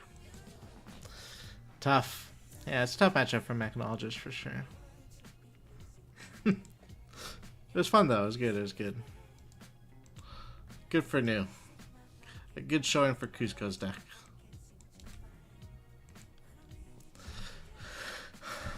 Alright. So we were live for what, 3.5 hours? I think that's pretty good stream for today. Got the 7-0 undefeated, so yeah, I wish I lost a little bit more today so I could help narrow down what I'm going to be playing this weekend and at Nats, but I don't know, maybe every deck is good, like they say, so yeah, thank you everyone for tuning in today. I'll be back. So tomorrow I'm going to be traveling to Vegas, so no stream tomorrow, unfortunately.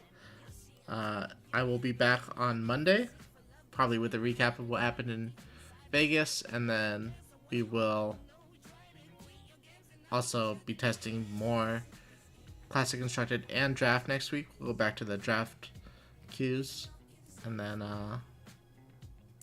yeah. So I look forward to it. Thank you all for stopping by today. If you guys can, of course, just hit the like button and subscribe to the Arcane Games and Events YouTube channel. Really appreciate it. It helps us out a lot. So have a good weekend, everybody. See you Monday.